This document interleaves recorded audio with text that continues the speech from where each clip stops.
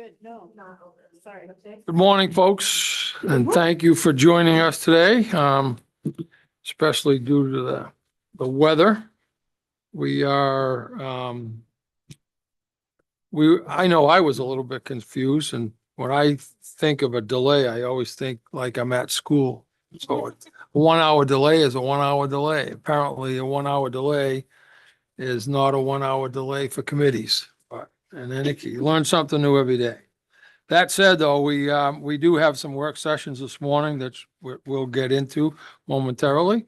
But I would like for the committee to take a moment to introduce themselves, and I will start to my far left-hand side with Representative Mitchell.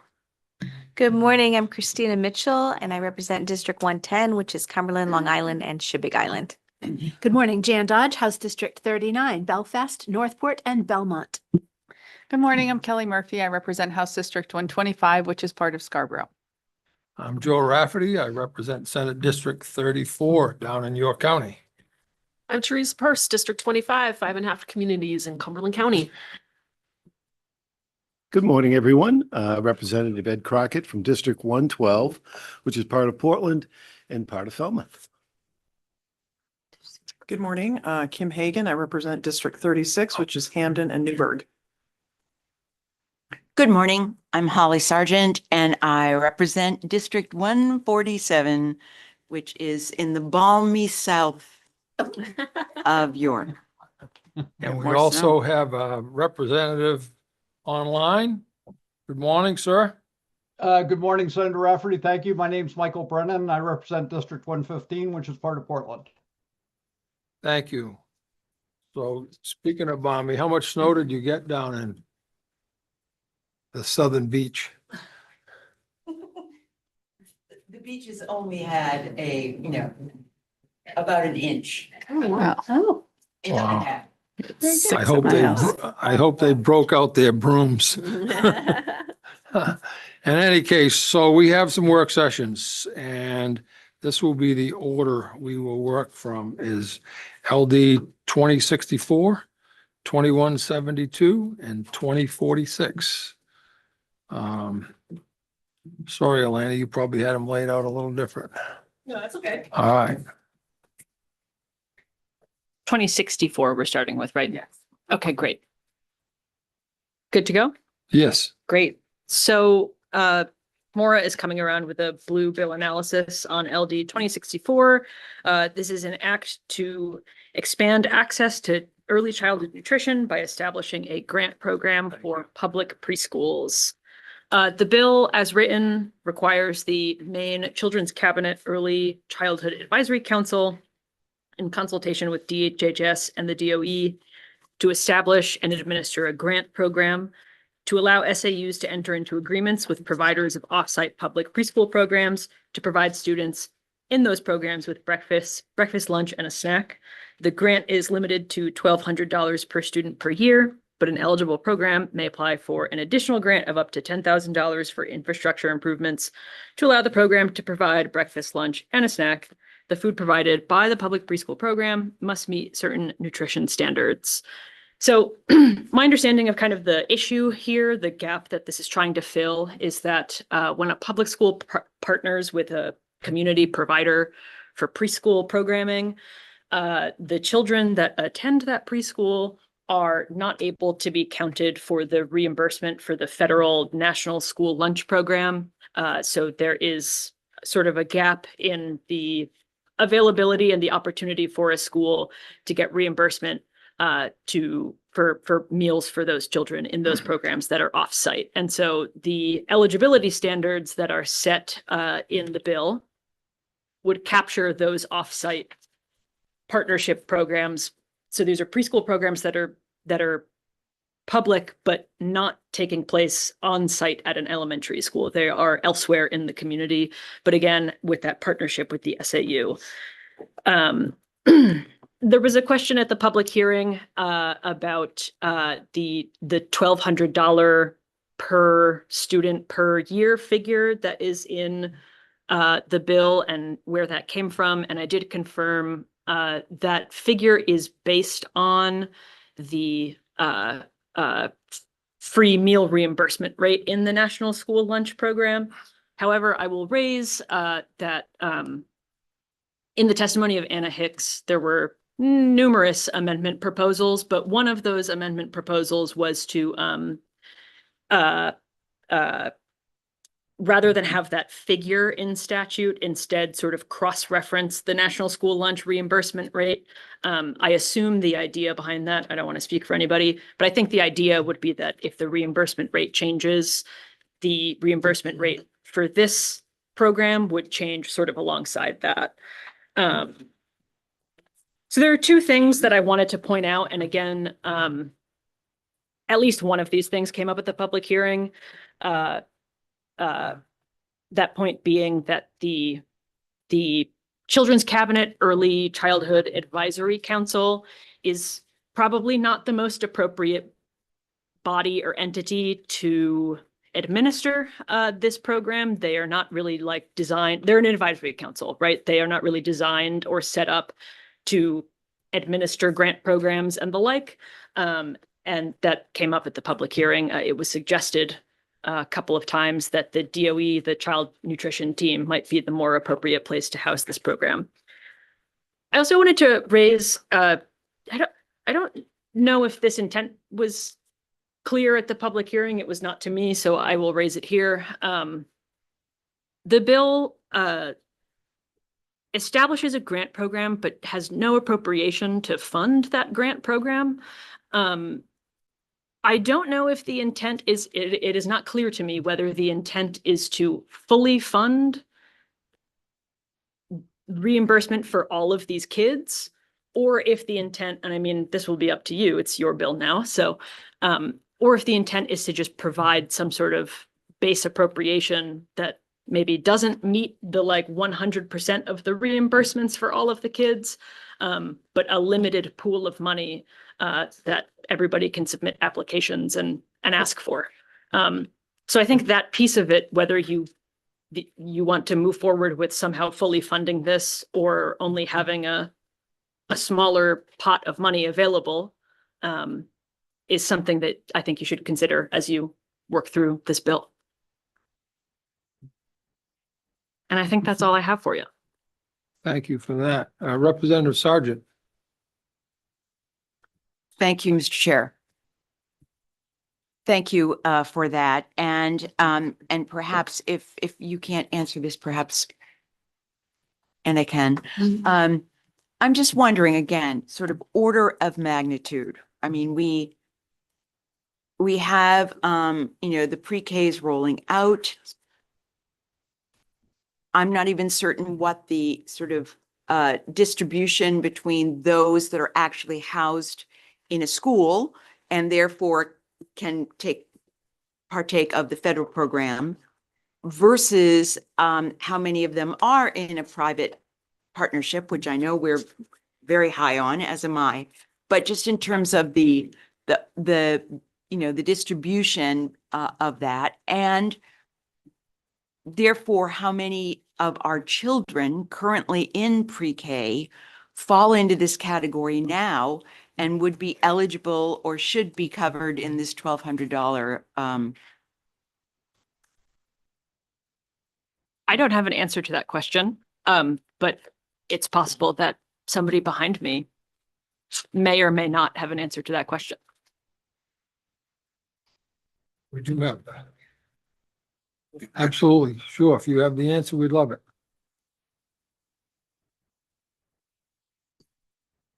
So I can talk about what we know about existing programs, particularly with childcare, and I can talk a little bit about Head Start as well.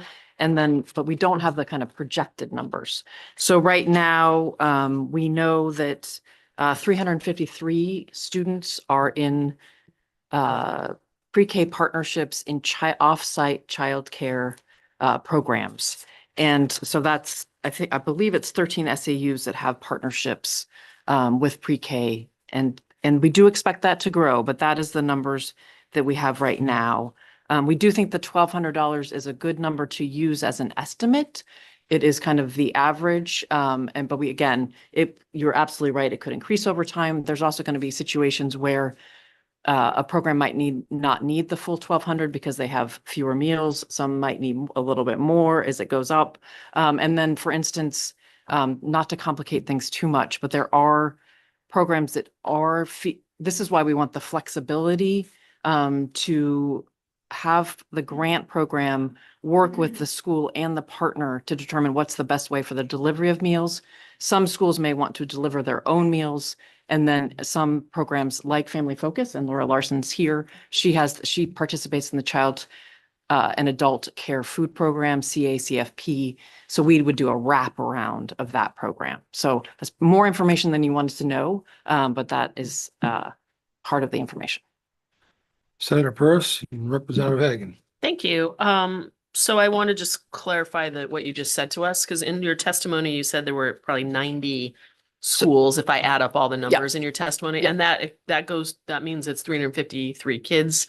of So those are 90? the only, those are only child care, licensed child care programs. Those are only children in licensed child care programs. There are children in Head Start partnerships. So the vast majority of our partnerships with our schools are with Head Start. Many of those sites are actually on school site. They're on campus. But a number of them are off campus, and we are trying to figure out the kind of estimate of how many of the students are off campus. So the Head Start programs all participate in the CACFP. So they do have federal reimbursement for meals. The costs are somewhat comparable. You might want to include a little bit of money for a cushion for offsite Head Start programs, but there's a big difference between the CACFP program for Head Starts that are serving all low-income children, so they receive the higher reimbursement from the CACFP, versus a child care program like Family Focus. They serve a mix of income students, and so they don't receive the higher reimbursement under CACFP. As Laura explained, for most of her students, she's only getting about 95 cents per student. Can I ask a clarifying question? Sure. Sorry, So to that went complicate really deep down. way which too down. I want to go back up here. Sure. In your testimony, you outline a total of 90. You go 45 pre-K with a Head Start, 5 SAUs, partnering with Head Start, 8. And I kind of That's not 90, but well, yes. I don't know. I added up what you did in here. I thought 32 partners, whatever. Yep. I wrote down 90 when you were here before. Yep. And so I'm just trying to figure out, when you said this 353 kids, are they part of those different 90-ish So school systems? Sorry, I will clarify. So there are 5 SAUs partnering with both Head Start And a program child care and child care program. Okay. Then there are 8 SAUs partnering with child care programs only. So I'm just talking about the 5 that are partnering with the child care program. I'm just talking about their partnership with their child care program. And then the 8 that are partnering with child care Those two programs. combined are the Those two combined, 353. exactly. kids, That's where I right? got to the 13 SAUs. Cool. And then can I just have one last follow-up? Yes. So then you took a deep dive into reimbursement, which is fine. But in your testimony, you say specifically, we shouldn't specify in statute this $1,200. Obviously, it's very complicated. That might create more problems, but it's a good barometer I'd say it's a good barometer for a probably fiscal for the note. fiscal note Yes. people, not for us necessarily. Correct. Great. Okay. Yeah. Thank you. I think Representative Hagan, then Representative, Thank you. go ahead. Okay. So I'm trying to understand this whole financing thing. So let's say this passes and you are like, how does this work? Who's managing the money? Yep. So we recommended that the child nutrition team in the Department of Education that oversees the National School Lunch Program, they oversee the CACFP program that I was just talking about, that they, in partnership with the early learning team at DOE and in partnership with Office of Child Family Services that oversees childcare, that they create the guidelines for this grant program. And then communities, partners, so childcare partners with the SAU would apply for the funding. But I'm hearing that we want that responsibility moved possibly to the Department of Ed. That's correct. So the child nutrition team at the Department of Education, they're the ones who are the experts on these programs. May I follow up? Yes. Thank you. So, and I remember when we were all talking before that, that you're saying that some places might not need as much as another place. I mean, there needs to be, in my mind, some guardrails on, and you also focused on wanting to really help those, economically disadvantaged, more rural communities. But we all know, and we spoke about it before, that if this becomes a statute, then anyone can apply. So how do we differentiate to be using that money purposefully to be helping those with the greatest need? So I think it should be very, very clear in the statute. This is specifically for children enrolled in a public school. I think there was a bit of confusion that went back and forth around, would this be for private childcare? This is specifically for children enrolled in public schools in a partnership offsite.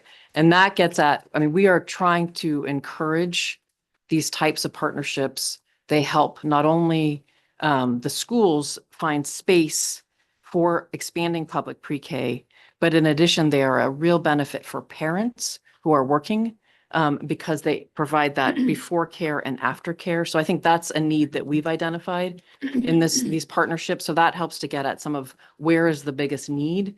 These partnerships are really filling that need to ensure that parents have that full day care that they need when they send their 4-year-olds to public pre-K, and there aren't as many transitions. We can get you the list of where there are partnerships. There are quite a few partnerships in rural areas, but happy to get you that list of where they are, because we can pull out these 8 SAUs. That would be helpful. Yeah. Representative Sargent. Thank you, Mr. Chair. So on to the second part, the ability to apply for the $10,000 for infrastructure. So at this juncture, as Senator Peirce was sort of digging in on, there wouldn't be that many private, daycare providers who are serving public pre-K students. There wouldn't be that many entities that could apply for that $10,000 at this point. It could grow. It could grow, definitely. it's- We're hoping it'll grow. But it would, as universal pre-K sort of expands. But right now, we're talking about a relatively limited number of entities who could be applying for that part. Correct. Any other questions? Representative Hagan? Thank you. So I guess to go back to the first page of the blue paper, where it's as written does not include a proposed appropriation. So just can we talk, I don't know if that would be you or if Elena to talk about that bullet point. Because are we just whatever sum comes up, like people just keep applying and we just keep putting money in, or is there a set amount of money? No, go ahead, Senator Peirce. I don't have to answer it. I think we would, I'd love to work with the DOE team as well to think about what given the parameters this committee decides upon, then what would be a fiscal note that the Department of Education would think, given what they know about these programs. That is one way to do it. Their fiscal team could help with, once you guys decide on the parameters, they could help with pulling together a fiscal note. Representative Brennan? Thank you, Senator Rafferty. Just a couple things quickly. I would like to know, there was a talk about not having the advisory council be the one that oversees the grants and things. And has anybody talked to the Department of Education about whether or not they'd be willing to take on this grant program? And if so, how they'd facilitate it? There was also testimony that we received saying that there would be a need for 2 additional staff persons in order to administer the grant and the program. I wanted to know if that was still the case. And lastly, just from my perspective, I think it's very unusual to have a bill that doesn't have a fiscal note from the sponsor or a fiscal note that then is provided by us from the Office of Policy and Fiscal Analysis. It's kind of awkward for the committee to try to come up with a fiscal note for the bill. And in my opinion, that's pretty unusual. So I'd like to have a response either from our staff or from somebody about how we can come up with a fiscal note that's not a back of the envelope estimate by the committee. Would like me Thank to you. Yes, go for that ahead. piece? So just responding to that last piece, I can't speak to the rest about the Department of Education, but so just in terms of process, I think if you move forward with this bill, and I, send it over to the fiscal office, it's a grant program, right? So there's an implication that there is some amount of money that will be associated with this to be awarded as grants. And I think the fiscal office would reach out to me and say, well, what are we doing? What does the committee want to do? Fully fund it at the, the fiscal office could work with the department and whoever else to determine the total cost to fund all of these kids at this, reimbursement level. Or the committee could choose to say, well, we want to appropriate X amount of money. It won't cover everything, but this will be the money that is available to apply for. So I think the committee has a decision. I don't think that the committee needs to come up with the fully funded number. I don't think that there needs to be any calculations done in here today. I think that's what the fiscal office is for. But I think you have to decide whether you want to fully fund this or say that there will be a limited amount of money available to apply for. Thank you. And I did see, and related to a previous question, that Dr. Zia, would you like to respond to the department side of that? Thank you, Elena. Good morning, Dr. Laura Sear from the Maine Department of Education. To Representative Brennan's question of does the department require additional staff for this program, grant program and reimbursement process? The answer to that is yes, unequivocally. We have the expertise in the department through the child nutrition team to handle the development of guidelines for the nutrition program itself. But I want to caution the committee that that child nutrition team is providing service for the federal program, the National School Lunch Program. And so we want to be very careful not to have any conflict or be out of compliance with what's required for that program. This program would be a state program, and so would need a grant management staff person for the financial end of it, but also a programmatic staff person for the guidelines, monitoring, etc.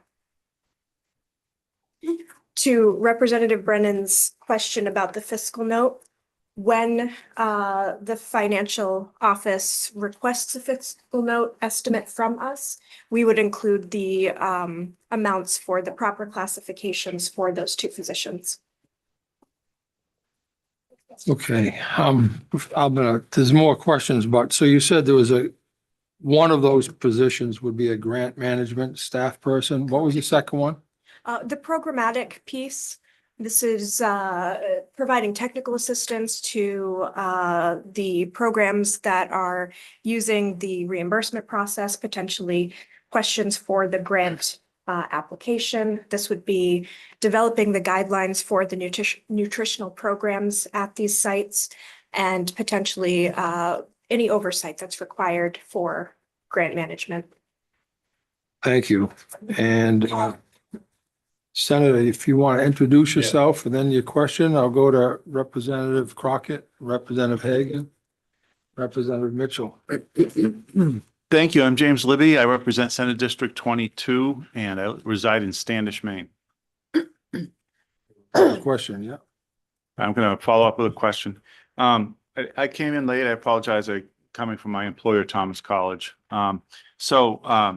I guess I heard something as I was sitting here that I wanted a definition for. I heard the term from this horseshoe universal pre-K. Can somebody define that for me? That term was said, and so I wanted a definition. Is there a legal definition for that in Maine? I'm not sure this bill addresses universal pre-K. I'm looking for, well, why did it come up then? Representative Sargent, would you want to address that? I think, I think perhaps it would. You gotta turn off your mic, Senator LaBarge. Perhaps it was I, Senator, who you overheard. And my reference to that was not with any particular legal definition at this point. It was sort of looking out into the future at a time that I believe there has been some aspirations cited that we would like in Maine to get to universal pre-K, though we are not there. And that this bill in no way is connected to universal pre-K. Right now, we have a certain number of children who are participating in public pre-K. And therefore, there are a certain number that are relevant for this funding now. But I think what I was implying is that number would probably grow in the additional years as more SAUs develop pre-K. Senator Libby, if I could, I don't believe you were here yet, but Ms. Hicks behind me from the Children's Cabinet provided an excellent clarification of which student populations this bill would apply to. Yeah, and I wasn't. And so that is, first of all, I appreciate your advocacy and respect it 100%. Just want to make sure I understood where that was coming from because I wasn't here and I apologize. And I don't mean to waste anybody's time, but just in a follow-up question, the way I understand in some of my school districts, up until now with 3 and 4-year-olds, there's been kind of a lottery system in some schools where, some of the 4-year-olds can make it, some of them can't, right? No 3-year-olds that I know of in my district, but I might be wrong about that. So it seems like that will continue. Like, so if we were to contract with providers outside of the school, of buildings outside of the school where there are pre-K existing now, there's still not going to be enough coverage for everybody that is the population of 4 and 3-year-olds in my district. So what is it that would make it legal for just those children to be able to receive this food from the federal level and other children not be able to receive it? What makes it legal? Do you have insight on the federal law in that regard? This would not have to do with federal law. I thought I just heard you say that there was a federal program for the food. There is. Well, then That it's is federal law. The National School Lunch Program is the federal program that would then reimburse a portion of these costs. But currently, the students that are public tuition students in a public pre-K that may attend their public pre-K at an off-site partnership site, they are not qualifying for participation in that program. This would correct that. Right, but how will we ever know what the process is for children to be accepted into 2 authorized pre-K daycare programs? It wouldn't be 2 authorized pre-K programs. They would be public tuition students who are enrolled at their SAU, but for any number. So the of enrollment method reasons- would have to be the same as what the school carries out now? That's exactly right. I mean, that's for me, that's an important question because I've never really been all that happy with a kind of a randomized lottery that is being used in the schools and would want that to be cleaned up before I ever supported this bill. So I want to be clear, this bill deals exclusively with providing meals to public pre-K Yeah, students. yeah.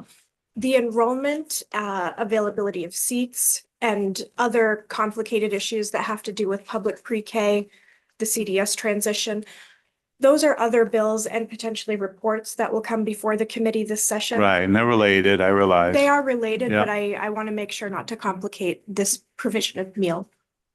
Okay, thank you. I think I had Representative Crockett, Representative Ed.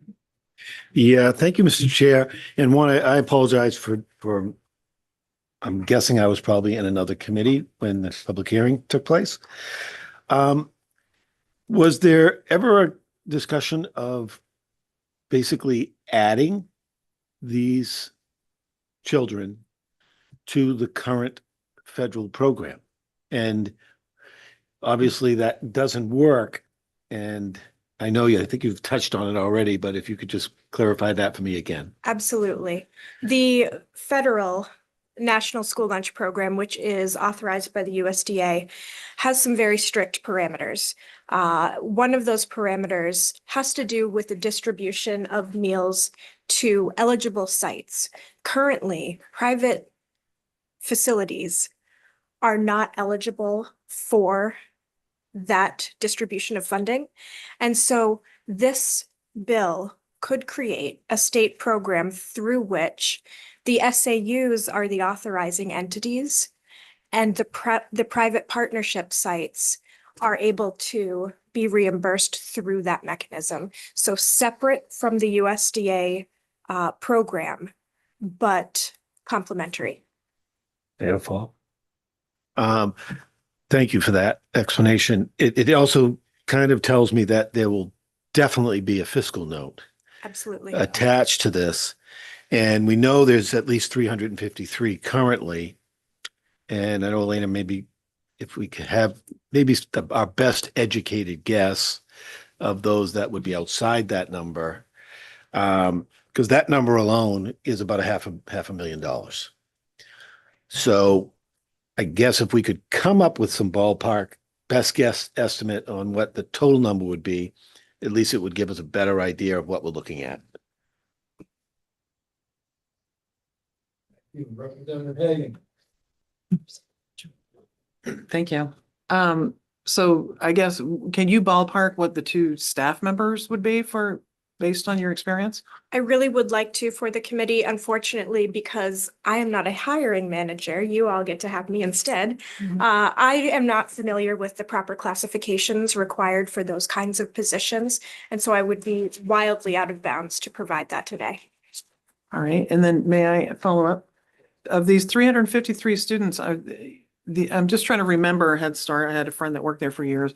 Are preschool kids are 4-year-olds right now, but in Head Start programs, don't they include 3-year-olds? I will defer that question to my colleague from the Children's Cabinet if I could.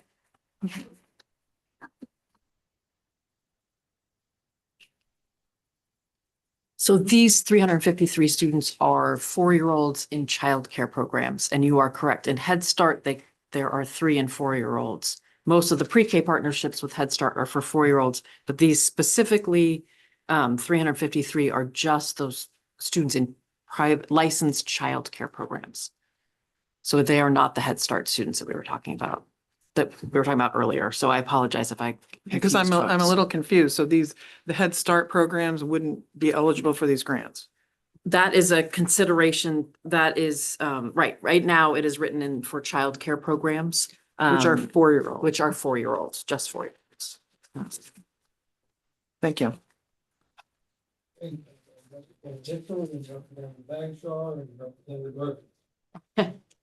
Thank you, Senator. Thank you. Back to DOE question. Follow up similar to Rep. Hagan's. The positions you identified that would be needed. Positions you identified as being needed. Again, you may not be able to answer this, but would they need to be 2 new full-time, part-time? Just putting that out there and appreciate you may not be the right person. I can say that they would need to be 2 new distinct positions.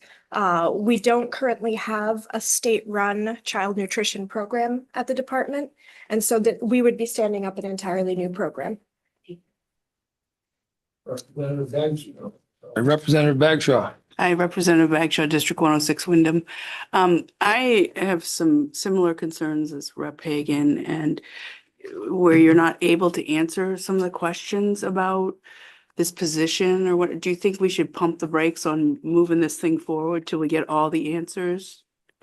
I would say it's not unusual for the department not to have provided a position-related fiscal note at this juncture.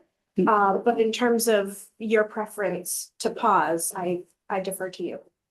Thanks. And Representative Murphy. Thank you. And this, I just wanted to confirm, you may know, it may be Anna. Doesn't Head Start come with, like, part of the Head Start program includes meals for the students? I will defer. Yeah. So even though we're not talking about them in this case, it would be very unlikely that it would expand to students that are at Head Starts, or because they're in the partnership, the state would still be responsible for feeding them. So right, no, right now, the Head Start programs are required to participate in CACFP. Mhm. And so CACFP is paying for those Already meals. covers them. Okay. And the difference between, I know you didn't ask this question, but I'm just going No. to provide this context. Bring it. Yeah. The difference, the difference between CACFP and Head Start and in childcare is that Head Start is serving all low-income children. Right. So they get the higher reimbursement rate. Childcare programs can participate in CACFP, but they don't get that full reimbursement rate. They get a mixed reimbursement rate. So we have asked the Head Starts about any challenges they are facing in providing meals, but for your committee to know that they do have a source of funding through the CACFP program. Thank you. Thank you. Representative Carlo, would you take a moment to introduce yourself, because I'm going to forget otherwise. Good morning. I'm Representative Nathan Carlo from Buxton. Thank you. I think, did we get everyone? All right. Any other questions? Can I offer something that we had as a recommendation in our testimony, just for consideration, is that and this may be, you may decide just to focus on the existing children and partnerships, but moving forward, we will have more partnerships, as Representative Sargent explained. We can provide some estimates for that. We don't have exact numbers for those. But the only other issue, the only other thing to consider into the future are those children who are receiving their early childhood special education services in a partnership. And that will be happening a little bit more as well as we move towards more schools and SAUs taking on that responsibility. Thank you for that. Representative Dodge. Thank you, Mr. Chair. Thank you for your clarifications. I'm attempting to understand them. So would it be fair to believe that the actions we take now may have some impact on decisions made in the next few years about whether or not I'm going to start a pre-K situation to be a partner with a local public school? Should we be considering that as well? And if so, could you please just give us maybe a few little better understanding of how that might play out there? Sure. Please. So I will say that, yes, we have heard from some SAUs that they are somewhat apprehensive or hesitant to enter into a partnership because of this issue around meals. You could put in the grant program, if you decide to fully fund it, some sort of cushion to help with new programs coming on board. And I think we're talking about, as I talked about, it's only 13 SAUs that are partnering with childcare programs right now. We do see it growing, hopefully, but it won't be a huge growth. I mean, we're talking about probably, I don't want to provide too much of a rough estimate, but I think 4 or 5 more SAUs bringing on partnerships could happen. But we can go back. I should actually not say that. I should go back to my friends at the early learning team and get information from them about what their expectation is around kind of the number of partnerships that they're expecting. A follow-up, please, if I might, Mr. Chair. Yes. Thank you. I'd like to ask this question in a bit of a different way. Yeah. If we want pre-K to expand statewide, and we know that our school construction situation and the ease or lack of ease in getting a new room and all that goes with that, am I incorrect in believing that school districts will in fact be more interested in a partnership with someone in their city than they are in building a new wing, a new what have you, which would lead me to believe that your estimate of we're not going to have very many of these to be incorrect. Cor- Please help me understand where I have gone wrong. Representative Dodge, I apologize. I was thinking about this coming fall. You are absolutely correct that over time, as we start to try to address what Senator Liberty was talking about around, there are, places where we don't have universal or access, not universal, but access to public pre-K for every parent that is interested in placing their 4-year-old in a public pre-K program. Schools will be looking, we hope, will be looking to partnerships. So we can get an estimate of how many students we haven't, I can't remember the number off the top of my head of just how many 4-year-olds we have who are not enrolled in public pre-K, but over time, we do hope that will build. Now, I don't think you in your fiscal note need to include funding for all of those children, right? I think you need to think about what does the next fiscal year look like in terms of providing a grant program that will help to support the existing kids that are in programming and look towards maybe a cushion towards some sort of expansion. Thank you. Representative Sargent? Thank you, Mr. Chair. So I just also wanted to take this opportunity, if I might to comment on something that Senator Libby said, because it's something that actually also affects children in our school district. We agreed to begin the steps toward having pre-K for everybody, but in the first couple of years, Senator, also what happened is that there was a lottery. There was a lottery that the town decided that we could not immediately jump to provide pre-K for everyone. So that's like any lottery. Some people win, some people don't. And there is a path, we hope, to being able to have full provision in a few years. But I just wanted to, that was purely a decision of the town. It has nothing to do with the state or anything. It's just every town has to decide how they're going to make that path. There is that.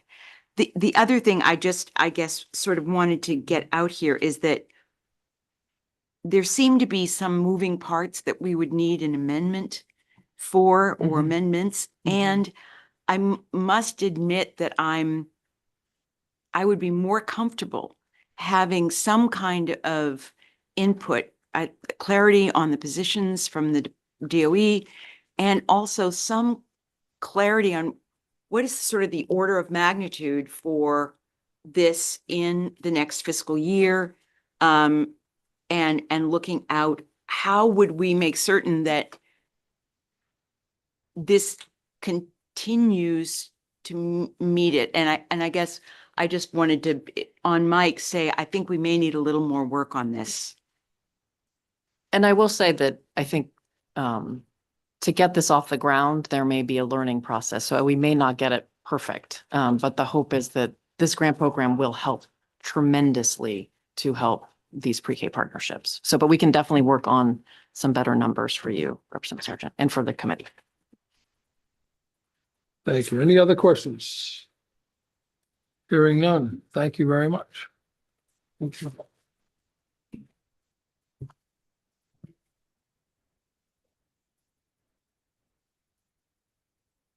So we will move. Yeah, okay.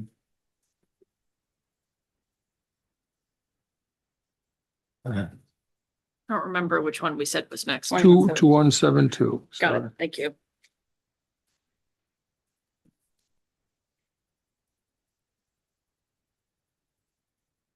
Oh, sorry. Thank you.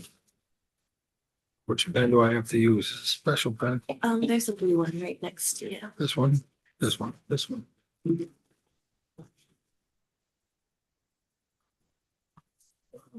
Yeah.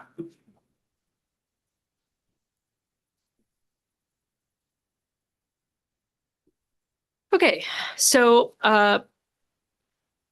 you should have before you a blue bill analysis on LD 2172. This is a resolve regarding legislative review of portions of Chapter 33, Rule Governing Physical Restraint and Seclusion, a major substantive rule of the Department of Education.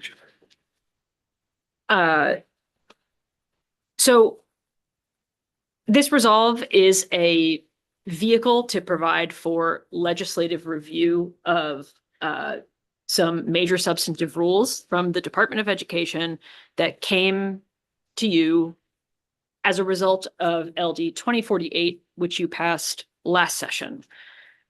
So I'm going to get into kind of the background of that first, and then we can talk about, there are some procedural considerations because these rule resolves are a little bit different than other types of bills that come before you, particularly when it comes to voting them. So last session, you will recall, you passed LD 1248, an act regarding physical escort and restraint and seclusion of students in schools. I have attached the chaptered law that came from that. Basically, in a nutshell, this bill inserted a definition into statute of serious physical injury, and clarified that serious physical injury includes that which requires treatment or evaluation by a medical practitioner, including a school nurse, and provided a sunset date of August 1st, 2029 for that definition. LD 2048 also removed the word voluntary from the definition of physical escort, and then it had a provision about the department submitting a report in a few years about changes in the data sort of before and after these changes were made. So in addition to this being in statute, the department has major substantive rulemaking authority over this particular topic. So when you made the changes to the statutes, the department then entered major substantive rulemaking just to make the statute align, or I'm sorry, the rule align with the changes that you made in statute. So the rule that you have before you, it's the kind of thicker packet in your folders, is just that alignment. So there isn't a conflict between statute and agency rules. So they say the same thing. And again, the major substantive designation, this feels like sort of a technical thing, right? That it's just sort of bringing everything into alignment, but the major substantive designation is in statute. It does not refer to like the content of the rule. So even though it's just sort of aligning everything, it still comes back to you for your review. So when these types of bills, these reviews of major substantive rules come before you, there's a few things to keep in mind when you vote these bills. So if you want to authorize the rule, say that, you know, we looked at this and it looks good, the appropriate motion would be ought to pass. If you find that you want to approve the rule, but with a particular change, the appropriate motion would be ought to pass as amended, with the amendment including those changes. If you, for whatever reason, do not want to authorize this rule or approve this rule, this is where it gets a little confusing. You would vote ought to pass as amended, with the amendment being inserting the word not into the bill so that the bill would say the rule is not authorized.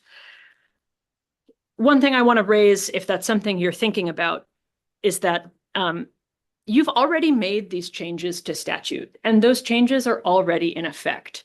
So to not authorize this rule would, just so you're aware, it would create, or rather maintain, what is an existing conflict between statute and rule. And in those instances, statute is what prevails, you know, when they don't align. But that's something to keep in mind if for whatever reason you don't want to authorize this rule to go into effect. And I just want to also flag for you, because this is a resolve, this bill cannot be used to make changes to statute. And historically, amending a resolve into an act has not been considered an appropriate report of a committee. And LD 2072 also does contain an emergency preamble. So these rules would be finally adopted upon approval. One thing I wanted to raise is that, so it was raised in department testimony that the title and the body of the bill sort of erroneously includes the State Board of Education. These are technically only rules of the Department of Education. So I talked about this. This seems like maybe an error from the revisor's office or something. I talked about this with some folks in my office. And I think that because this resolve is like tied to the submission of the rule, I don't know that it makes a difference from a legal standpoint, just because it's basically saying the rule that you submitted to us, whatever it is, it's approved, if that's the direction you go in. However, I would defer to the department if they have different thoughts about that. And that's all I have for you on this. Thank you.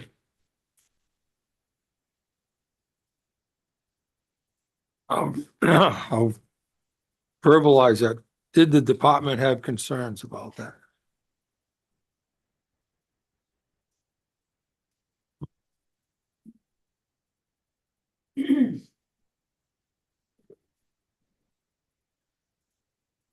My understanding of the Secretary of State's process, if this committee were to approve authorization of the rule, Elena's analysis is correct that the rule paperwork would be submitted to the Secretary of State's office.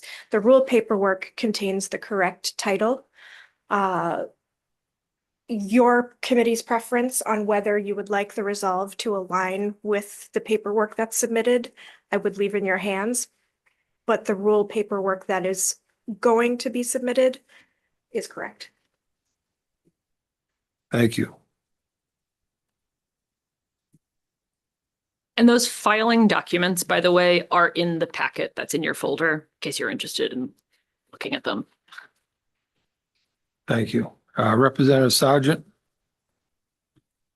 Thank you, Mr. Chair. Dr. Seer, I just want to understand what you just said. So somewhere along the way, this weird reference to the State Board of Education as being a part of this was added to some of the paperwork.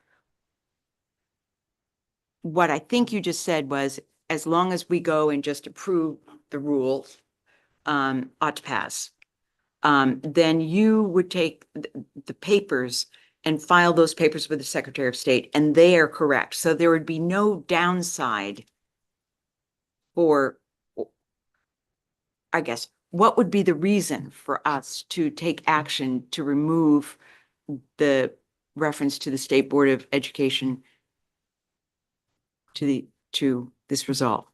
I think it's just committee preference. Leaving the title of the resolve as is has no bearing on the paperwork that I would file. Okay, all right. Thank you very much.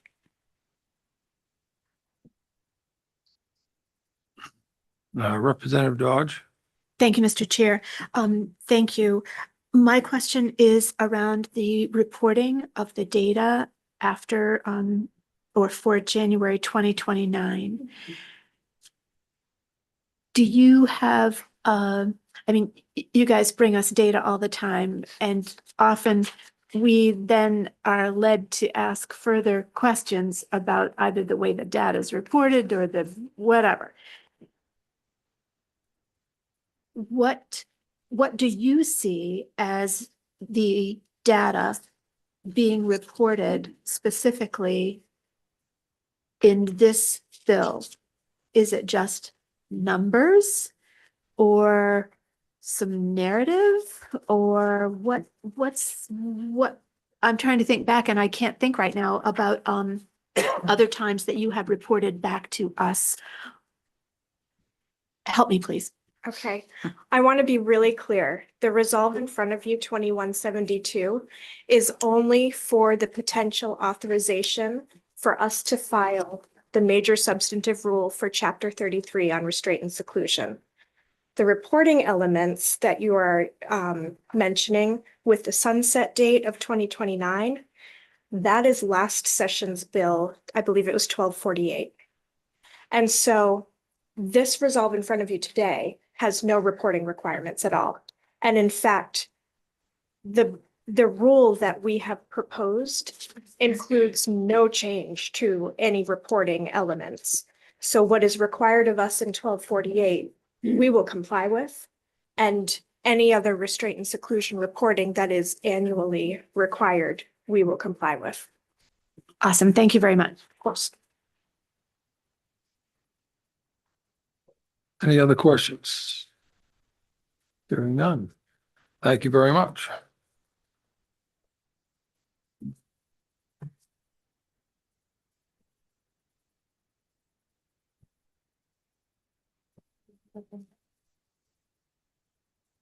We'll move on to LD 2046.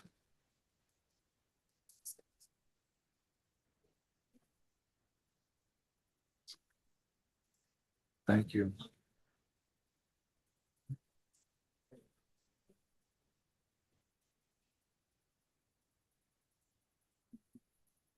So coming around is a blue bill analysis on LD 2046, an act to update certain duties regarding student health related to communicable and infectious disease. So this bill makes changes to a few different areas of statute. So I'm going to kind of go section by section here, just to kind of summarize what it all does. So section 1 of the bill updates the duties of school personnel and superintendents as it relates to students suspected of having communicable or infectious diseases. So in the bill is the entire section, and you can see that the major changes here are that in each area where it talks about the superintendent's responsibilities, it does change it to the superintendent or the superintendent's designee. And then it also changes in this subsection 1. Current law says that refers to specifically a teacher notifying the superintendent of a student that they suspect of having a communicable or infectious disease. And this changes it to just a member of school personnel rather than specifically a teacher. And then it also includes this, again, in subsection 1, that the relevant communicable or infectious diseases are those that are considered reportable to the Maine CDC under Title 22. And there was a question at the public hearing about what are those diseases. Those are contained in DHHS rule, and I have attached to your bill analysis that exact document from the CDC, notifiable diseases and conditions list. And I will not embarrass myself by trying to pronounce some of those, so I'll let you read it to yourself. So going back to the bill, moving on to section 2. So this is starting on page 2 of the bill. The majority of what this section does is this is in the section about the administration of epinephrine in schools, and largely what this section is getting at is updating the term auto injector to automated device. And my understanding of the basis for that change is just to reflect the fact that these days there are ways of administering epinephrine that don't involve an injection. And so this is a broader sort of catch-all term to capture those devices by which epinephrine may be administered. Sections 3 and 4 of the bill, these are just technical changes to set up for section 5. Section 5 of the bill adds to the list of duties of a school nurse consultant within the DOE a requirement to manage the development and dissemination of school health guidelines.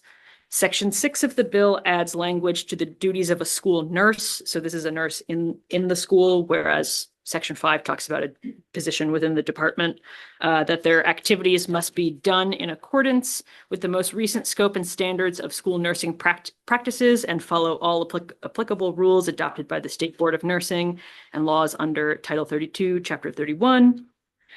And then Section 7 of the bill adds language to, this is the same section of law, to provide that guidelines related to school health services, which are issued by the Commissioner of Education, must be based on state and national standards and updated at least every 3 years. So just some additional considerations that I'd like to flag for you. So the first bullet on your bill analysis I already touched on, which is the list of reportable diseases to the CDC. Section 2 of the bill, this is on page 2. This is in the section related to the administration of epinephrine. So in that first subsection in definitions, there's a definition for collaborative practice agreement. And on line 10, there's new proposed language inserted to suggest that a collaborative practice agreement can include the administration of epinephrine to not just students, but also school personnel or a visitor. But the rest of that section goes on to only talk about administering it to students.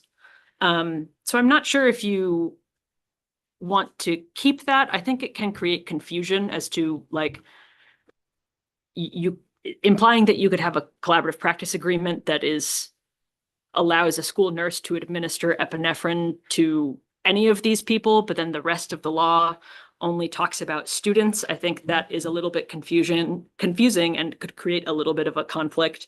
And that may be worth clarifying whether you want to open this up to school personnel or visitors, or just keep it narrowed to students. I think that is something worth considering.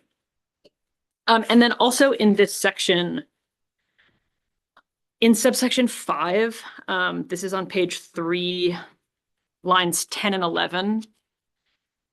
So this section of law talks about the use of epinephrine without a collaborative practice agreement. And this section removes a line that says, the administration of an epinephrine autoinjector in accordance with this subsection is not the practice of medicine. And I am having trouble understanding why that is being removed. I don't quite know. It's retained in the previous subsection about administering it with the collaborative practice agreement. I'm not 100% certain what this line exactly means, but I think it's about like liability, and whether in those moments when this is being administered, whether you are like sort of held to the same liability standards as a doctor, in which case it would be the practice of medicine. I'm not sure about this. I'm not sure why it's being removed. And I might actually recommend leaving it for now until you can get some additional clarity on that, because I'm not certain about it. And then finally, I wanted to point out, going back to section 1, there was a question about whether any of the changes in section 1 constitute or would sort of implicate student privacy laws, specifically FERPA is what came up. And I have attached to my bill analysis a guidance document from the United States Department of Education. And I would just point out that in the, I think it's in the second paragraph, FERPA would not apply to health information that a school official obtains through personal knowledge or observation, and not from an education record, unless the school official uses the information in a manner that produces an educational record. So my understanding of that is, you know, if a teacher or whoever goes to a superintendent and says, you know, I think Timmy has chickenpox based on the fact that he is covered in red spots. I don't believe that information is protected under FERPA because it's gained through observation and personal knowledge. If that were protected under FERPA, I would say that LD 2046 as written still doesn't, I would not say that there's a direct conflict here. The term superintendent or superintendent's designee and also principal or principal's designee appears throughout Title 20A.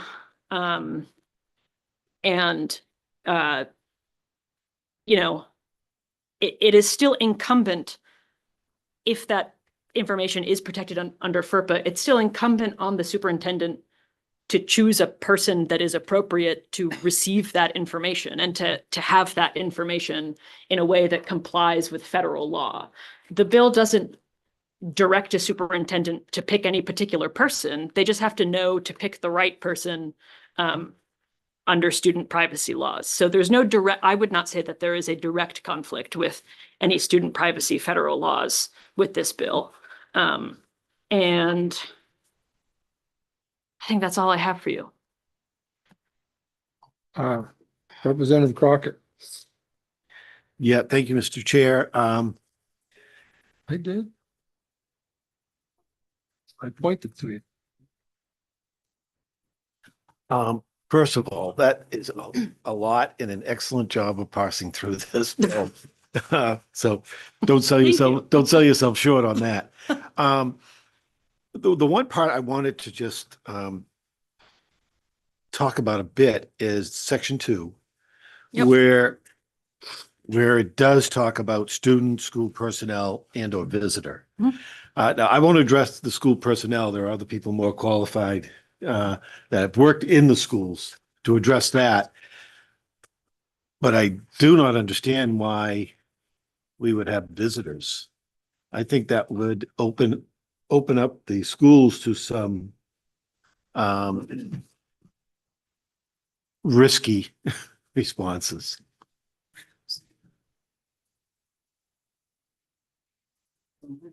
Yes, please. Oh, you want to answer that? Oh, Representative Bagshot, a question. I thought you were trying to respond to me. So Representative, go ahead. Well, did she have a response? Because I have a couple of That's what I was questioning. response. I do. Thank you, Mr. Chair, and thank you for that. My response would be the inverse. Little Tommy brings a friend who's visiting, or cousin Sally is sitting in the class today with whatever, and Sally has a peanut allergy and is exposed to peanuts, like yikes. And the nurse or the designated person says, "Sorry, Sally, can't help you because you're a visitor." I think the inverse of your concern may be something that we ought to discuss. Thank you. Just quickly. Thank you for that clarification. I was obviously thinking adult visitors. So we may want to just clarify that a little deeper with respect to children's guests. Representative Bagshaw. Hi, thank you. Would you agree, all of my colleagues, I'm asking you, that it's concerning that one of the 3, I believe, testimonies that came from the Maine Association of School Nurses oppose this bill? And I'll look at from the clinical judgment versus symptom observation. There is a significant difference between reading a list of symptoms and applying clinical judgment. Number 2, clarifying responsibility and protocol. The current proposal muddies the water regarding who is ultimately responsible for reporting and suspected infectious diseases. It should remain the duty of a school nurse, is their quote. And then number 3, already the alignment of existing guidelines. The Maine school districts already follow established evidence-based protocol for reporting suspected and confirmed cases of communicable diseases. And I, for one, believe we should have the medical decisions made by the medical people, and we should all read this paper before we move forward with anything else. And I might disagree with the analysis of FERPA violation. We received a letter, the Commissioner of Education received a letter March 25th, 28th, 2025. I look forward to talking to the Commissioner and the Department of Education when we set that up. But we don't want to have any FERPA violations, and I am very concerned about loosening up languages that we normally do. That can get us in trouble. So I guess my questions would be, who would be responsible? And why is this needed?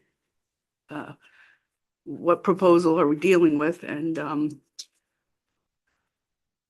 like, you know, say a superintendent's designee, who is that person? And how many will there be? And who's responsible for the privacy, HIPAA and FERPA? Who would be responsible for those things? And like, say, I saw some kid overheating after a gym class. Would I be qualified to say this is a communicable disease? So I think this is too wide. I think it's too wide. Thank you. Thank you. Representative, you referred to a letter that we all got. Yeah, this is testimony. Yeah, turn your mic on. Oh, sorry. Which letter? The one to Pendermaken or the one from the testimony from the nurses? I don't have one from the commissioner.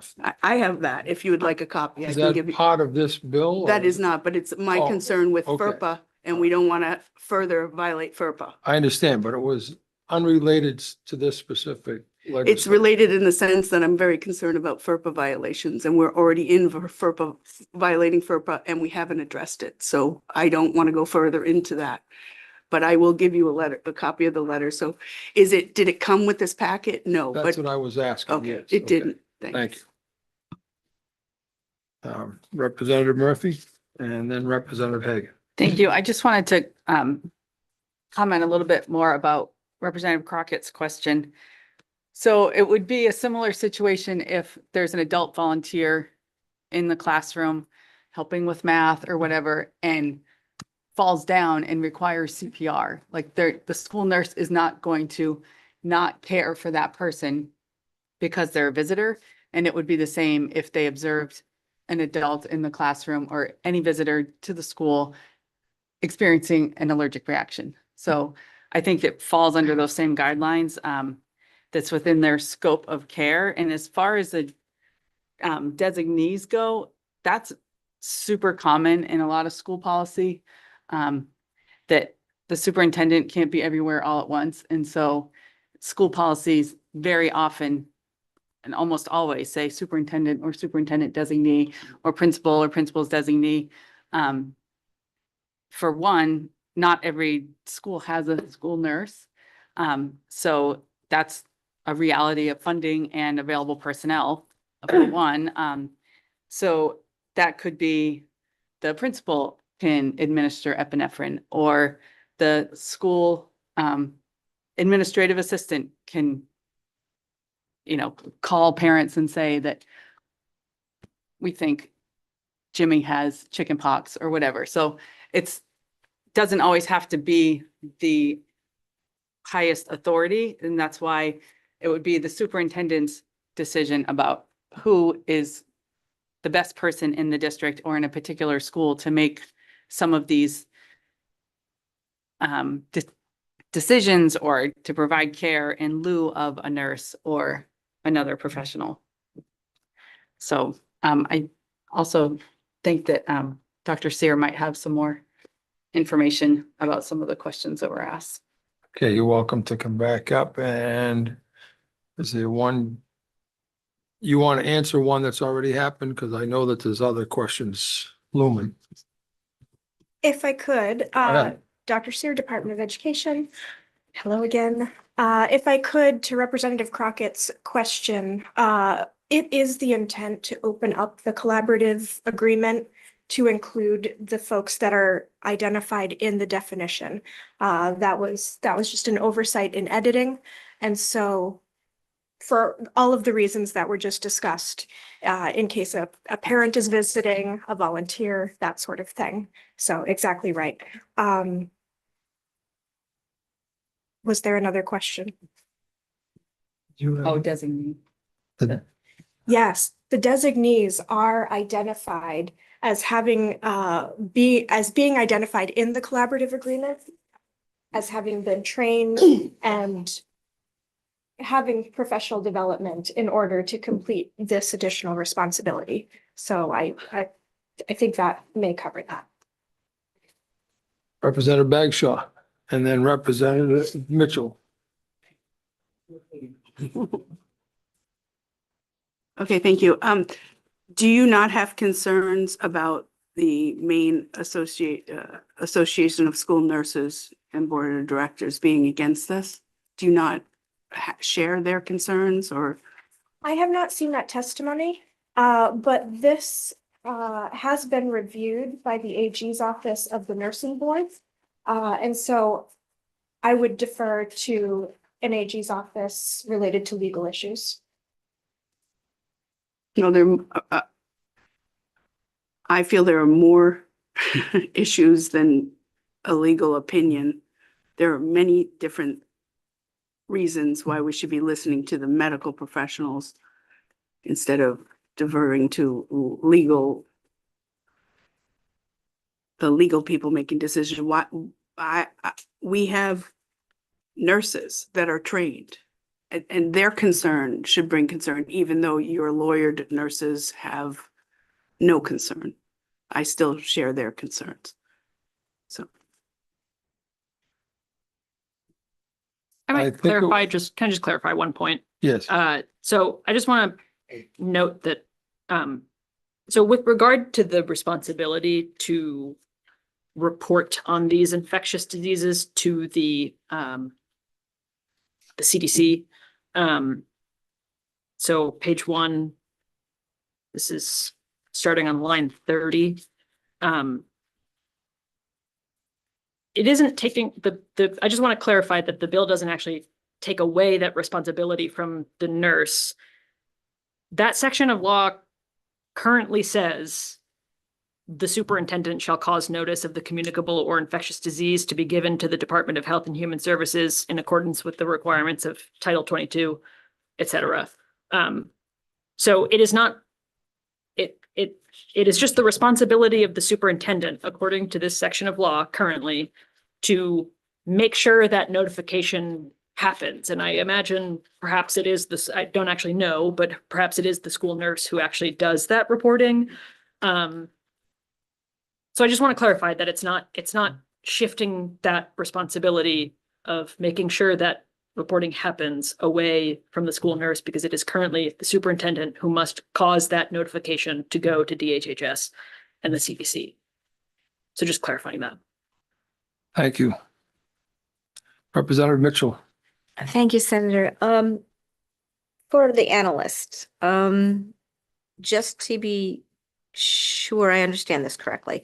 Again, I think Dr. Sear addressed it before, but just to be sure, as far as responsibility to report, any observations to the superintendent, to the DOE, to CDC, I think I understood it was addressed somewhere else in law and statute that the individual school personnel that may have been exposed, the teachers, the ed techs, et cetera, or the other children in the classroom, there is still in here that they are informed of the exposure. Because I'm hearing, like, again and again, the superintendent reports to the larger group, but on the ground, that those teachers and others are informed as well. That is still in statute. So I actually, sorry, I know that question was to me, but I'm I'm actually going to defer it just because this section, even as written currently, doesn't get into that. This is just about like notification to the parents. So I'm not sure if you might have an answer to that. What I can add to your question, Representative Mitchell, is that the responsibilities for notification are outlined in Title 22. And while I've almost memorized Title 20A, I have not yet memorized Title 22. But I would refer, and I can give you the exact section of statute if you'd like, related to that That would be Title 22, chapters 250 and 251. 50. 51. 250 and 251. Yep. Thank you. Correct. And that's of Title 22. 22. And our bill proposal makes no attempt to change any of that. One follow-up. I just wanted to concur as well. There were some questions about the nurse or who would be administering or attending to said person in distress. Again, my experience, I would back up Rep. Murphy, that the school nurse is not, in my experience, is not always there. They're often at another school. So there has been a very designated person that is the next in line. There's actually usually two people in line that would be called next, because that's very common. The nurse is spread around very thin. Thank you. Thank you. Other questions? Yes, Representative Hagan. Thank you. Anyone else? I got So you. I too have concerns about the steps in this, and I had asked during our public hearing, but and especially working in schools for as long as I did, that, you know, anyone can say, well, I think this person, as this is written, any person, even a visitor, can say, I think that child has a communicable or infectious disease. So, I mean, how do we need to kind of go through the medical people before we're reporting to the superintendent, I would think. And because that could, it doesn't make any sense. Someone needs to determine if that's a real concern. There should be more different steps, I think, in my mind. And even if there's not a school nurse, like you said, there are people who are trained to administer some of the medications, like that the students have to have. But there's usually if something comes up, there's usually a nurse that's available that can oversee or help out with situations. Is that an accurate assumption on my part? Well, the first, I can't really answer the second part, but the first part, I just want to again clarify that the part that the thing that I raised about the visitors is actually in the section about the epinephrine. Talking about the communicable diseases, the change that's happening in statute here, this is page 1 of the bill, starting on line 7. So currently in statute, it says that it is only the responsibility of a teacher to notify the superintendent if they think that a child has a communicable disease. And so this is just saying that it's changing teacher to just school personnel and widening that. But there's nothing about visitors That's in on the this section of the bill. So I just want to make sure that's clear. And I probably didn't speak well on that. I guess my concern is that we're going right to the superintendent or the superintendent's designee, which to me, we shouldn't be reporting to the superintendent to then report out, which could somehow interrupt an educational program that could be a violation of FERPA. I'm thinking that we should be having that step in between, and we should be using our medical personnel to validate that it's a real concern. So I would mention, and just to go back to Title 22 from DHHS, Chapter 250, is the governing set of statutes for notification and community communication. That being said, in order for a school to determine if there needs to be a wider community notification, even if we are just considering the school itself as the wider community, the superintendent has to be looped in. And so I will say that once the superintendent is informed, then the determination of how widely this needs to be communicated is done in conjunction with the Maine CDC and other public health officials. And so there are experts that are brought into this. The superintendent isn't alone making the determination to send out a public notice. Right, I understand that. To me, the steps didn't seem to be in the order that I would imagine. But thank you. And I just have one other, lines 14 through 19 on under section 1, page 1. I'm wondering, am I reading this correctly, that if there is a child who has something that now the school, who's furnishing the student with required home or medical treatment for the relief of the symptoms or disease reported? What does that mean? Are you, I'm not understanding that. The change that's happening here is, well, it's changing the word inform to advise, but it is the superintendent advising the student's parent, but it's not requiring anybody to do anything. And I also would just, sorry to jump back a little bit, but I would also just point out that in this section, in law currently, and this part is not being changed at all, under duty of superintendent, paragraph D is consult with the school nurse. So that requirement is in law currently and is not being proposed to be changed. Thank you for pointing that out. Yeah. I guess I'm not understanding the needed change. I guess 14 through 19, where I see where what things are removed, I'm not understanding that need to change that. Can that be explained? Yes, thank you. Inform is struck, change to advise. One of the superintendent's duties is to advise parents of the infectious risk. Sorry for my pause there. But then the section line 17 and 18, those are struck because there's a move away from associating cleanliness with disease control. Disease control is more about contamination and not cleanliness, so that is intentionally struck. When we spoke at the public hearing about updating certain older ways of addressing these issues, that's one of the older ways of addressing this issue. So we are focused on the protection of public health, not a judgment about student cleanliness.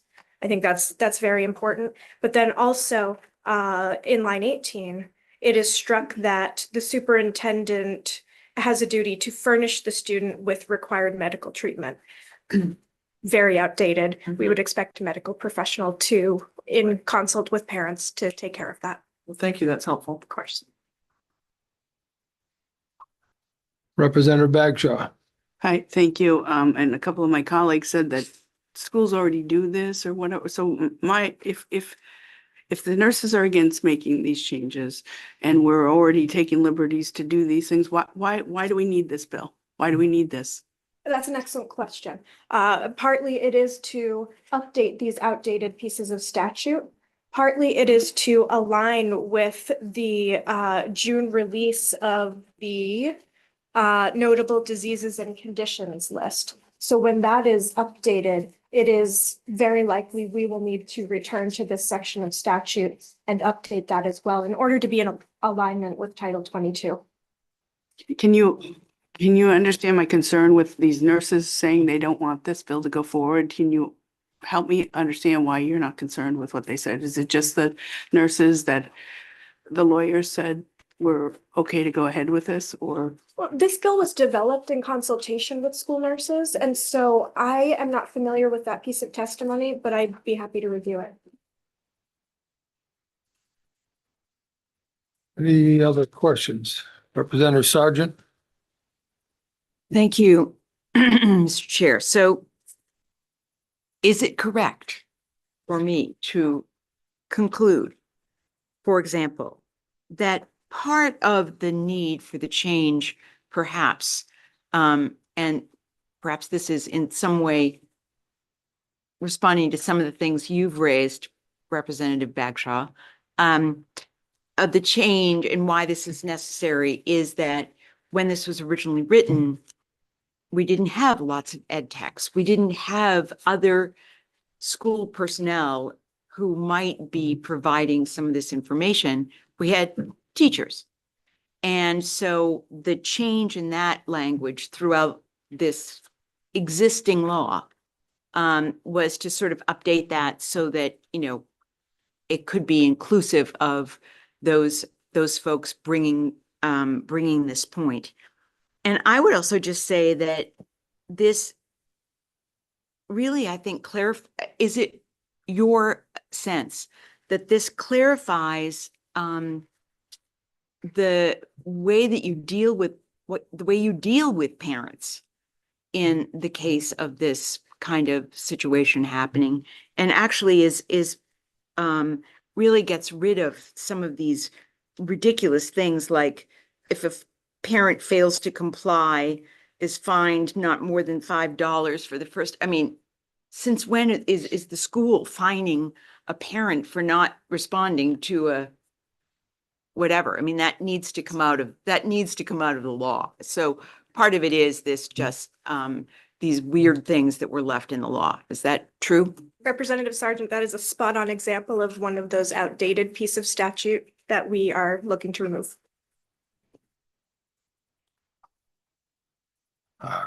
Representative Mitchell. Thank you.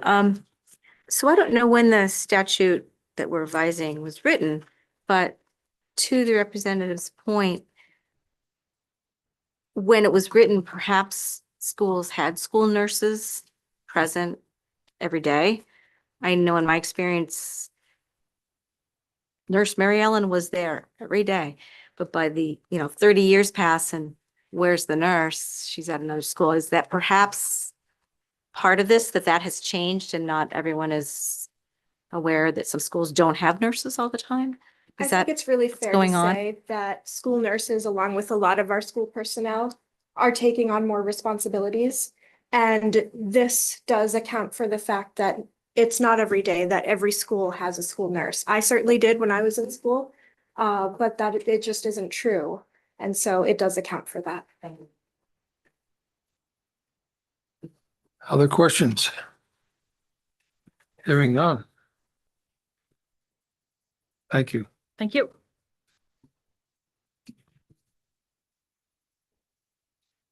Want break for caucus, Break for caucus. combination, Senator? Break for caucus and lunch? Yeah. I'd like to come back When and you want to do it. I'm thinking 12:30, 1:45. Wait, quarter-to-one. Okay. Folks, we're going to take a break till 12:45, and in that time, we will find time to eat and caucus. Thank you. Thanks very much, Elena. Dr. Seer, thank you. Thank you, folks, for, oh.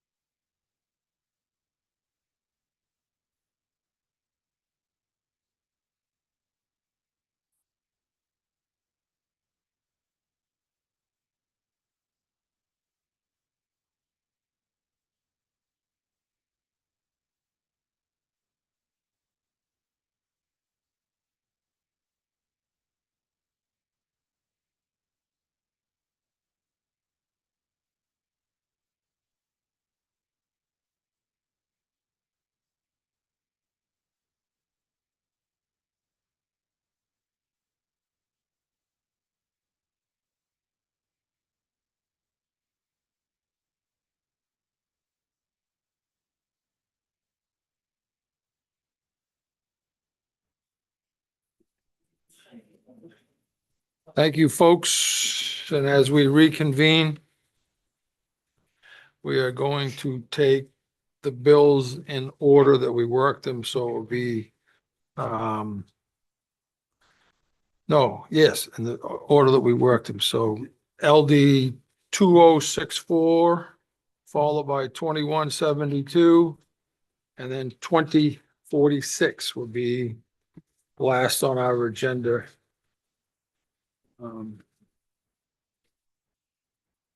So let's go back, we'll reopen the hearing on LD 2064. I would ask for a motion, Representative Murphy. Thank you. So I think tabling this for the time being makes the most sense. And we'd like Elena to work with the department to craft an amendment that incorporates all of the suggestions from Anna Hicks. And we would also like a better understanding of the cost of the staffing requirements in the department.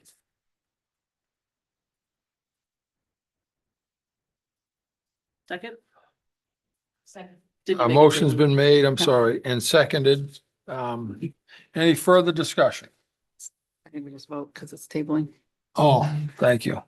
Elena, do you have what you need? Yep. Okay. Do you have a question? Representative Hagan? Thank you.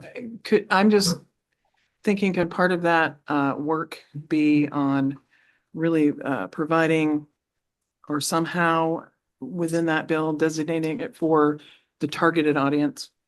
Like being more specific about who they're really trying to target for receiving, being able to Be eligible. apply for those funds, and then maybe like criteria on how they can receive that grant money. Okay. She's asking. I think that was one of Anna's requirements. Okay, thank you. So we now vote on that. All set, we're good, so we don't, oh, I'm sorry, That's Senator. okay. I'm just going to clarify. So we've articulated the group of kids.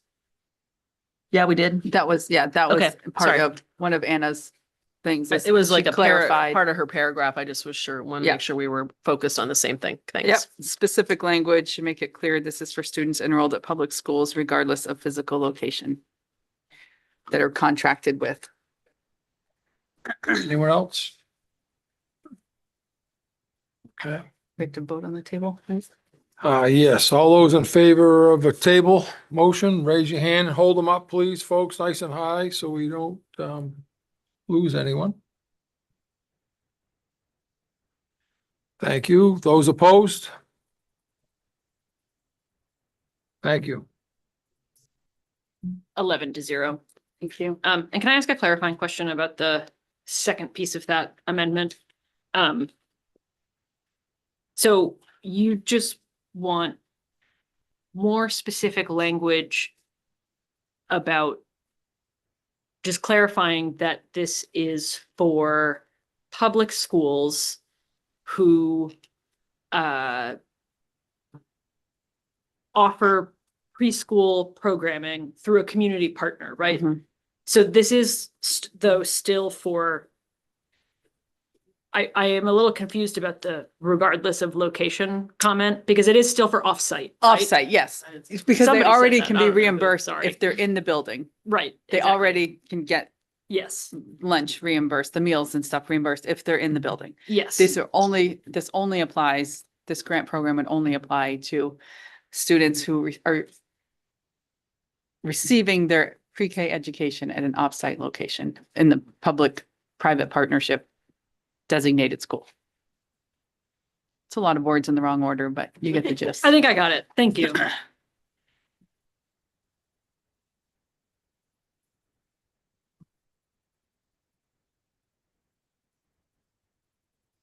Great. Thank you. Where I just go?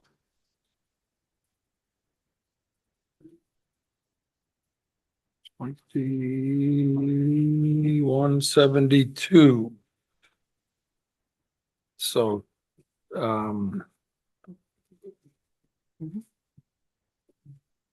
yes, 21, we'll open the work session again on 2172, and I would, excuse me, entertain a motion, please. Mr. Chair, the motion is ought to pass for LD 2172. This motion's been made and seconded. Any further discussion on 2172? Hearing and seeing none. I'll move to vote then. All those in favor of the ought to pass, please raise your hand, hold them up.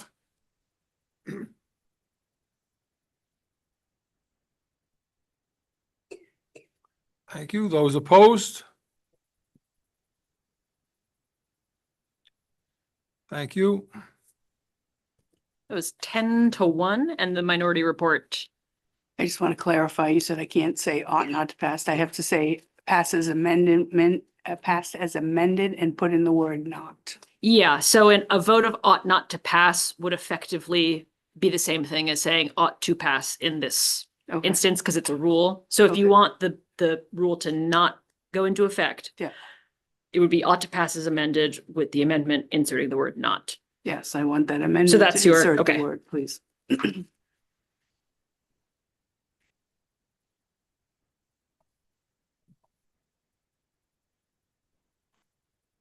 Thank you.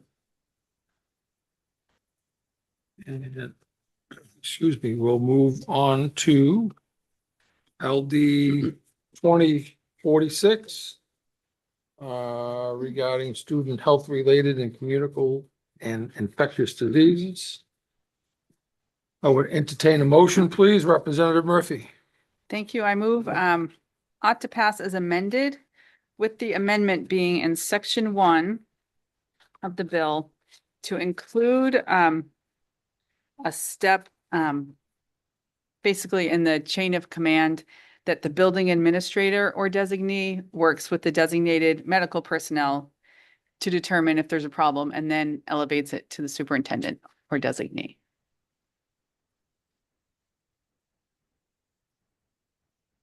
So just to outline another step in the process.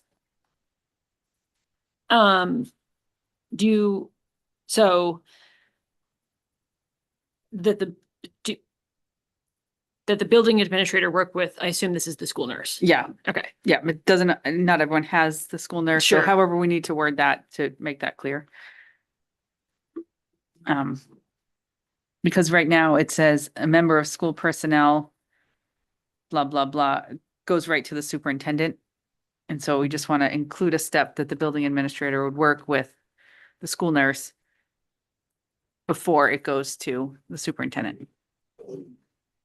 Okay. So motion's been made. Do I have a second? Second. Motion's been made and seconded. Any further discussion? That clarified? No discussion? Then I will move to the vote. All those in favor of ought to pass as amended, raise your hand. Hold them up, please, again.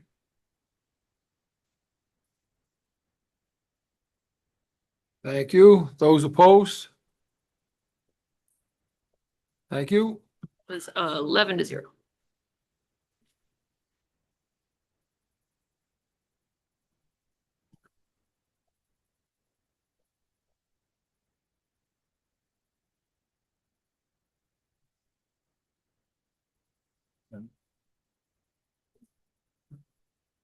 What did you say it was? 11-0. Representative Brennan. Oh, okay, that's all right. Yeah. Thank you for picking that up. I Yeah, didn't- yeah. Okay. All right, so I believe that ends the bills that we had our work sessions on today, and we are going to go to LD 318 is also on our agenda. And got a lot of notes here.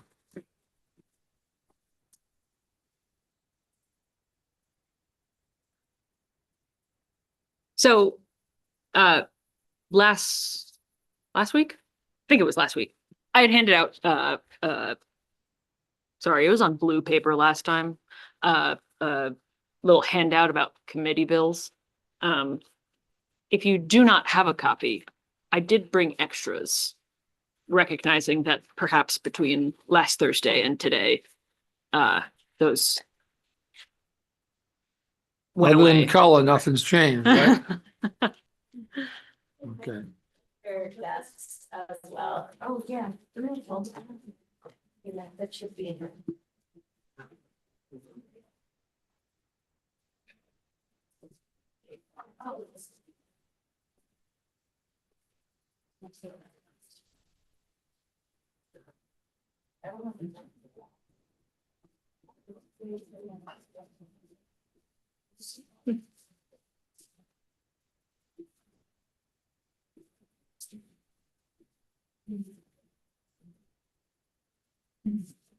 Okay.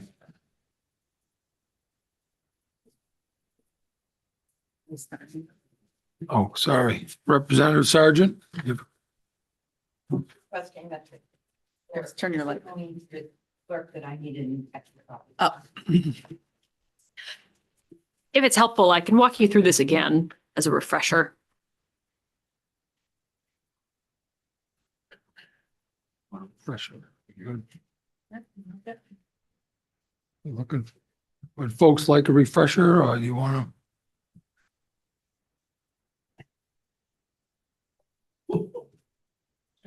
I just don't have the bill.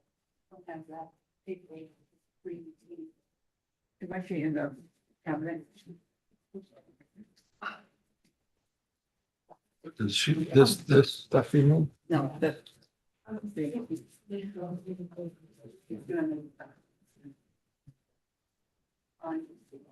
so I guess a refresher. Okay. So last week, I think, you heard quite a lot from the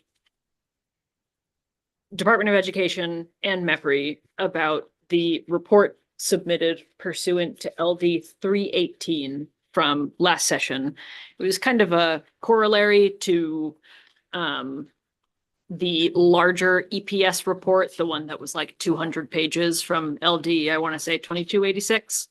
Yes, so that was their kind of follow-up that included a lot of modeling and projections for how certain changes to the EPS formula might pan out for all the different school districts in Maine. So LD 318 contained a provision that says the committee may report out legislation in response to that report. That process is known as generating a committee bill. And I took you through this last week, but we'll go through it one more time. So I've given you a little handout. Basically, there are two ways to do it. You vote to generate a bill. It requires just a simple majority. So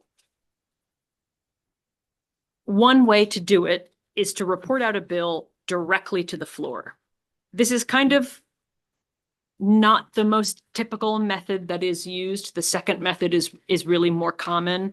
But if you wanted to go that route, you would vote to initiate a committee bill. I would get in touch with the revisor's office and they'd generate an LR.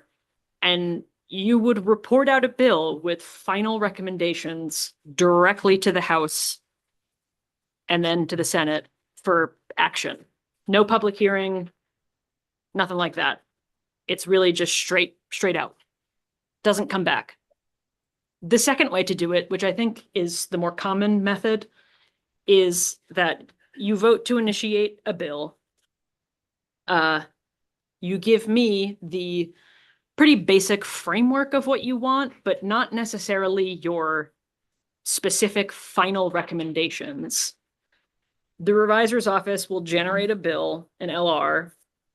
I'll put in that basic framework that you described to me, the bill goes out to the floor and then is just referred back to committee. And the committee process, the typical committee process, public hearing, work sessions follows just as normal. You just have basically generated yourself a new bill right from the beginning. I will add the sort of caveat here that last week, I think, oh, my days are all screwed up. I think it was last week. The presiding officers did issue a memo with some deadlines for committee work. And that memo did include a provision that says if you are reporting out a bill for reference back to the committee, you should do it by this Friday. So by this Friday, I'm going to say you should have voted to initiate a bill, and I will start the process of drafting so that bill can be reported out as soon as possible to come back. It's also worth noting that the 100% voted deadline, doing this from memory, I'm pretty sure it's March 13th. Yeah. So that's another thing to think about too, is that once this bill comes back to you, and along with the rest of your bills, you have until March 13th to vote it.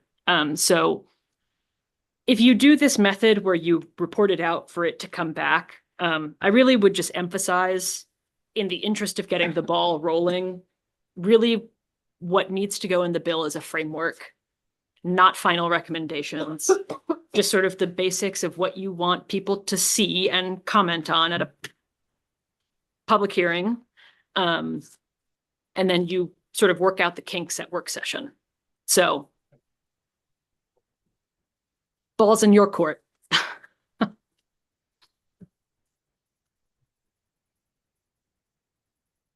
Oh, and I believe Paula is available to answer questions. Paula Gravel from the department, and Maura stepped out for a moment. I think Amy may be on Zoom. I'm not 100% certain. So to the extent that there are specific questions about the report, we can get you answers. Thank you. Representative Murphy. Thank you. Just for a jumping off point for a discussion, what I would be looking for in the bill would be something that incorporates MEPRI's primary recommendations. I think that would be a good place to start for the bill to be noticed, for people to come and let us know how they feel about it. So that would be proposal to implement the 1.0 index minimum. And adjust the local mill rate expectation based on student economic disadvantage rates. And there's the other one about the regional adjustment. Is that part of one of the other ones already? If you're looking at the document with their slides, Yeah. slide 3 actually, I think, has all 4 of them Great. laid out in short form. Oh, yes, there they are. Slide 3. So that would be where I would start. I would like to see that be what we include in the bill that we reference out, that we send out to get reference back to us. Thank you, Representative Sargent. Thank you, Mr. Chair. So there's some other things that we can or cannot make as part of the framework, but I just wanted to, on Mike specifically, say that, I think as Representative Murphy has suggested, that what we need to do at this point is to determine the framework, some of the substance, send it out so that it can be referred back to us, because this is such an important topic. I think it's really critical that we have a public hearing on the things as we are moving toward our recommendations. Thank you. Other comments, anyone? Representative Hagan? Thank you. So just so that I'm clearly understanding what's being proposed is when I look at this, I mean, I think MEPRI did what we asked them to do, and I really feel it's going to be, I know, a huge adjustment, but I think that their recommendations made sense that this is what's best for everything. So are we, when we looked at slide 3, is that encompassing, when we go to the other slides, like recommendation 1, are we going, does that relate specifically to those recommendations? Because that's the wording that I'm wondering if we would. I think this is like giving us the gist, and then the other ones might be more explicit, but I would say as explicit as we can be about what we're thinking for each of those recommendations, but using these 4 as the framework and then filling in as May I just necessary. add one more thing? Sure. Because I know I personally can be comfortable with the recommendations up to 3. And then I know they're coming back with another report that I would like to have more information before we grasp the regionalization until I have more information. Just what I'm thinking. Do we have that? Do we have any more information about when that might come to us? No, not beyond what was Yeah. stated at their last presentation, which I think was the end of the month, I think, if I'm remembering that correctly. Okay. But no, I have no more additional information on that. There's questions down here. Senator, do you have one? This way, that way. Representative Bagshaw? Can we request that information sooner if we're working with a deadline to get this bill out and back from Medbury, or is that not something they do?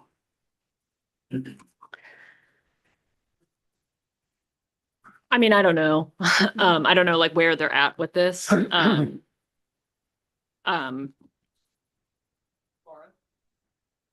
available on Zoom?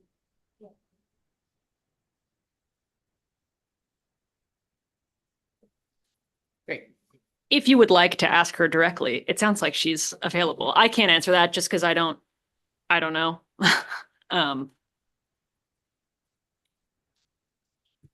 Hi, I'll ask the question again. When we might have the addendum with the special education regionalization part of it?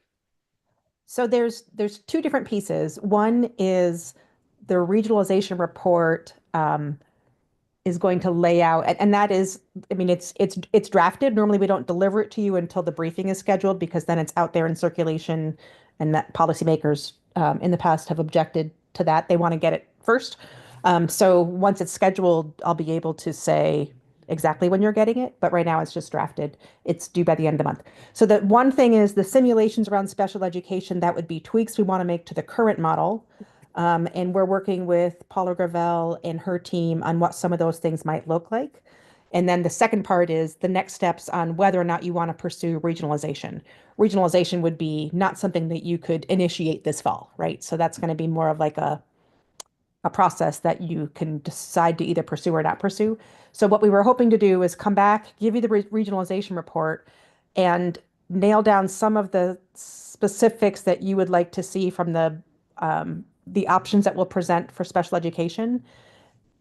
It also really, really matters what you choose to put forward from the first recommendations, because building special ed on top of that will affect it greatly. So for example, if you take recommendation 1, which is reindexing the regional adjustment with a floor of 1, that will increase the EPS rate, which then gets multiplied in the special education model. So there's a little bit of a domino chain here. So in my perfect world, what I would love is to support you in whatever way you need to get the draft language going forward for the bill you're working on.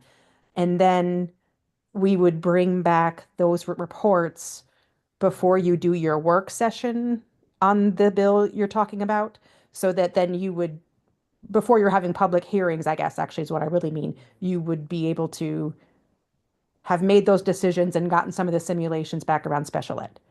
Did that make sense? I know I just talked for like 90 seconds straight. It does. Thank you. Hi. Yes, Representative Bagshaw. Hi, thank you. Can you tell me what I'm not clear about the special education piece of it. What are you proposing in that? So the really short version is that the current model has a lot of concerns, and we talked about this in pretty extensive detail when we met back in maybe February and also in the June report. And I the wasn't good thing about it is that the current model is really working on an expenditure basis. There's this final step, this adjustment that's made at the end of the modeling process where everybody winds up getting whatever they spent in the most recent year. And that is not a good way to do cost modeling, and it results in a lot of inequities. So the long-term idea is consider regionalization as a way to restructure how special education is delivered, which if you decide to go that route would mean overhauling how the funding works because you'd have to deal with a new structure. In the meantime, we have some recommendations of what we think could help contain some of the inequities that are in the way we do it now, but those, if you take our recommendations, would be like a temporary measure while you're working on building the regional infrastructure. So that the long version, I guess, made a little shorter is we think we should be either holding fast or even reducing that last adjustment that's giving more resources for special education to our wealthiest districts in the state. We would like to see that capped.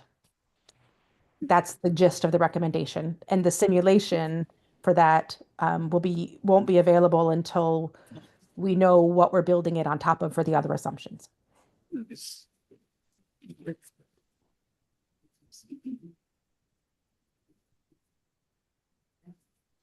Anyone else? Excuse me, Representative Sargent? Exactly. Turn on your mic. I'm not exactly certain. Thank you, Mr. Chair. Where this fits into our discussion today, but in our meeting last week, we did make a request of Paula, I think would be doing it, the Department of Education with the simulations, to basically do another wonderful spreadsheet as we had here, but not using the 90-10 breakdown for that. But I think we even said we wanted to see the 50-50, which supposedly had been done previously. And also we wanted to perhaps do a 75-25 so that we could see what the implications would be sort of across the board. Yes, you did ask for that. It is my understanding that that is not quite ready yet. However, if you want to move forward with doing that, like that change, incorporating that like poverty index kind of thing into the formula, my recommendation to you, knowing that that information is coming, is if you're, so I guess I'm sort of assuming that you will go the route of referring out a bill to come back here, because that's what it kind of sounds like. My recommendation to you would be to maybe put in the 90-10 as a placeholder just for now, so that people know that you are looking at that and that is something that you're sort of soliciting comment on at a public hearing. And then when you get that information later on, perhaps it can be addressed at a work session that maybe you want to amend the bill to do 75-25 or, whatever other figures that you had requested.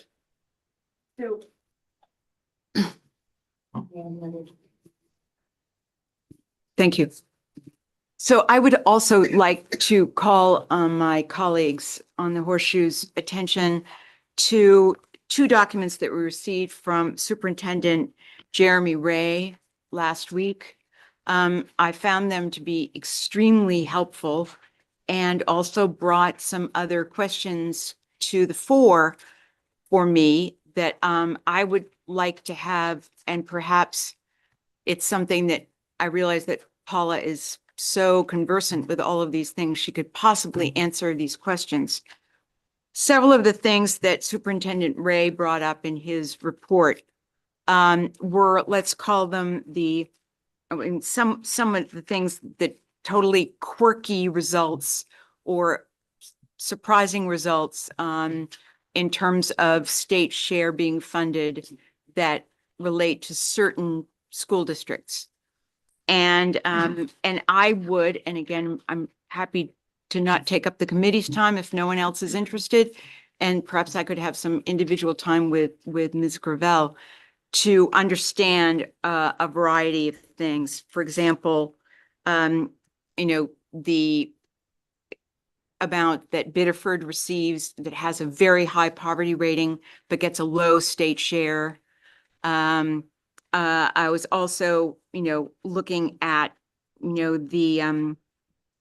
the Gorham, and how that was figured because it has quite a low poverty rating, but relatively high share. I'm certain a lot of this has to do with property valuation and all of that is included in it, but I would I really feel like these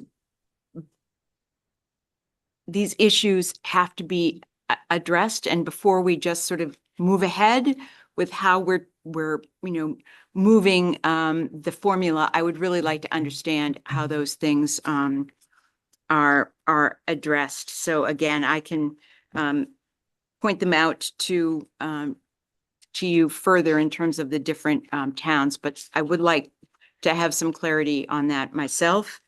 And the other issue really is, we talked about the weighted, how much would be allowed for sort of specific weighting for poverty-related considerations.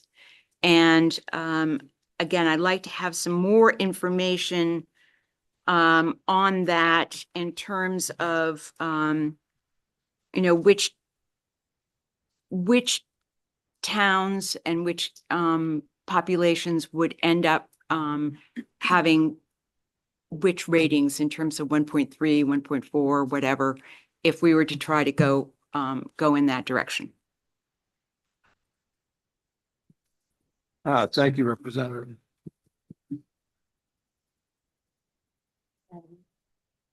Representative Hagan. Thank you. I'm just asking a clarifying question, maybe to Representative Sargent. Is that something that our MEPRI person could look at and see how the recommendations would if it could take care of some of those problems, or how it would, I can't think of the word. I think some of Have this any might be on the influence? very large legal size spreadsheet. It's all right. They already gave us those, Yeah. No, but this we is have the the, old one. We have that. I'm just saying. I mean, I understand. Microphone. I understand that those were the amounts received. Looking at those amounts received, I have specific questions as to why there were certain strange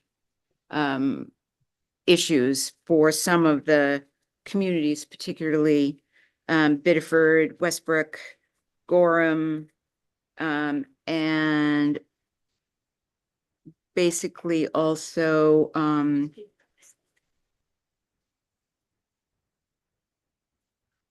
MSAD 8, I think it is. Yep, I know, I studied that spreadsheet. That's why I am so perplexed. I also would just say that I don't, whatever was given to you by whichever superintendent, I don't have that. I didn't read it. I can't answer questions about it. So just putting that out there.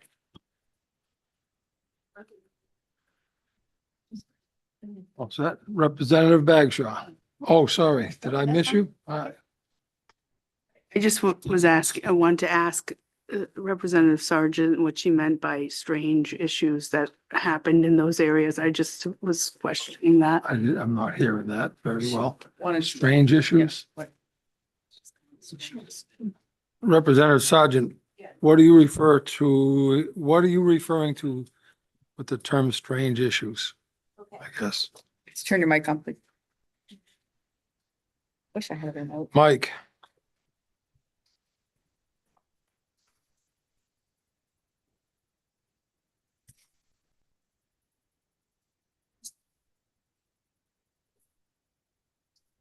So for example, Biddeford, the city of Biddeford has a 48.3% poverty rating. Okay, 48.3%. But its state share is only 37.7%. If you look at, for example,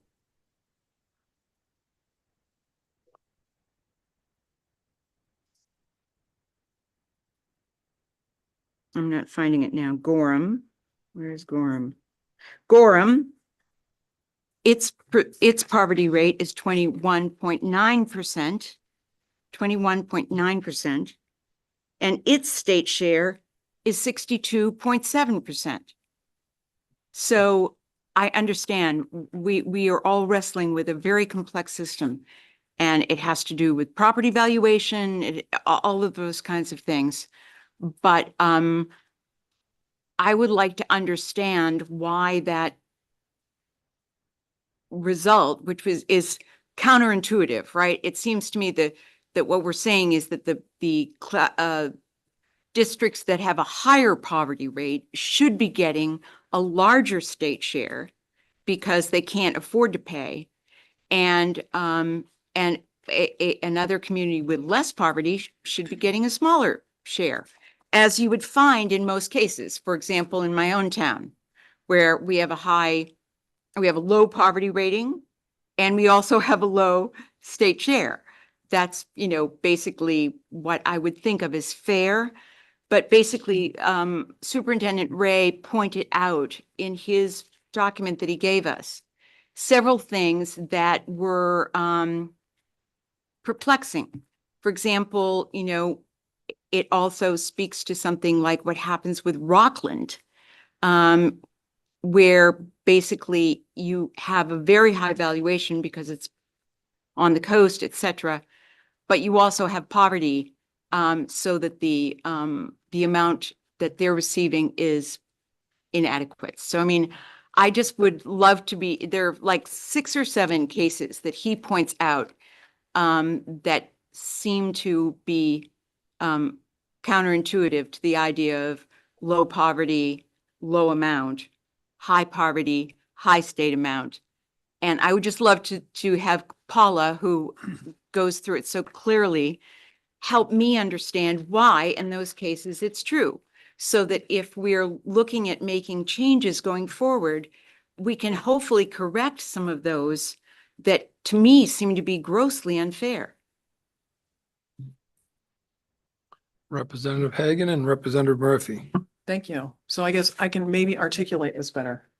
So with the proposed changes from MEPRI, would those take care of that issue?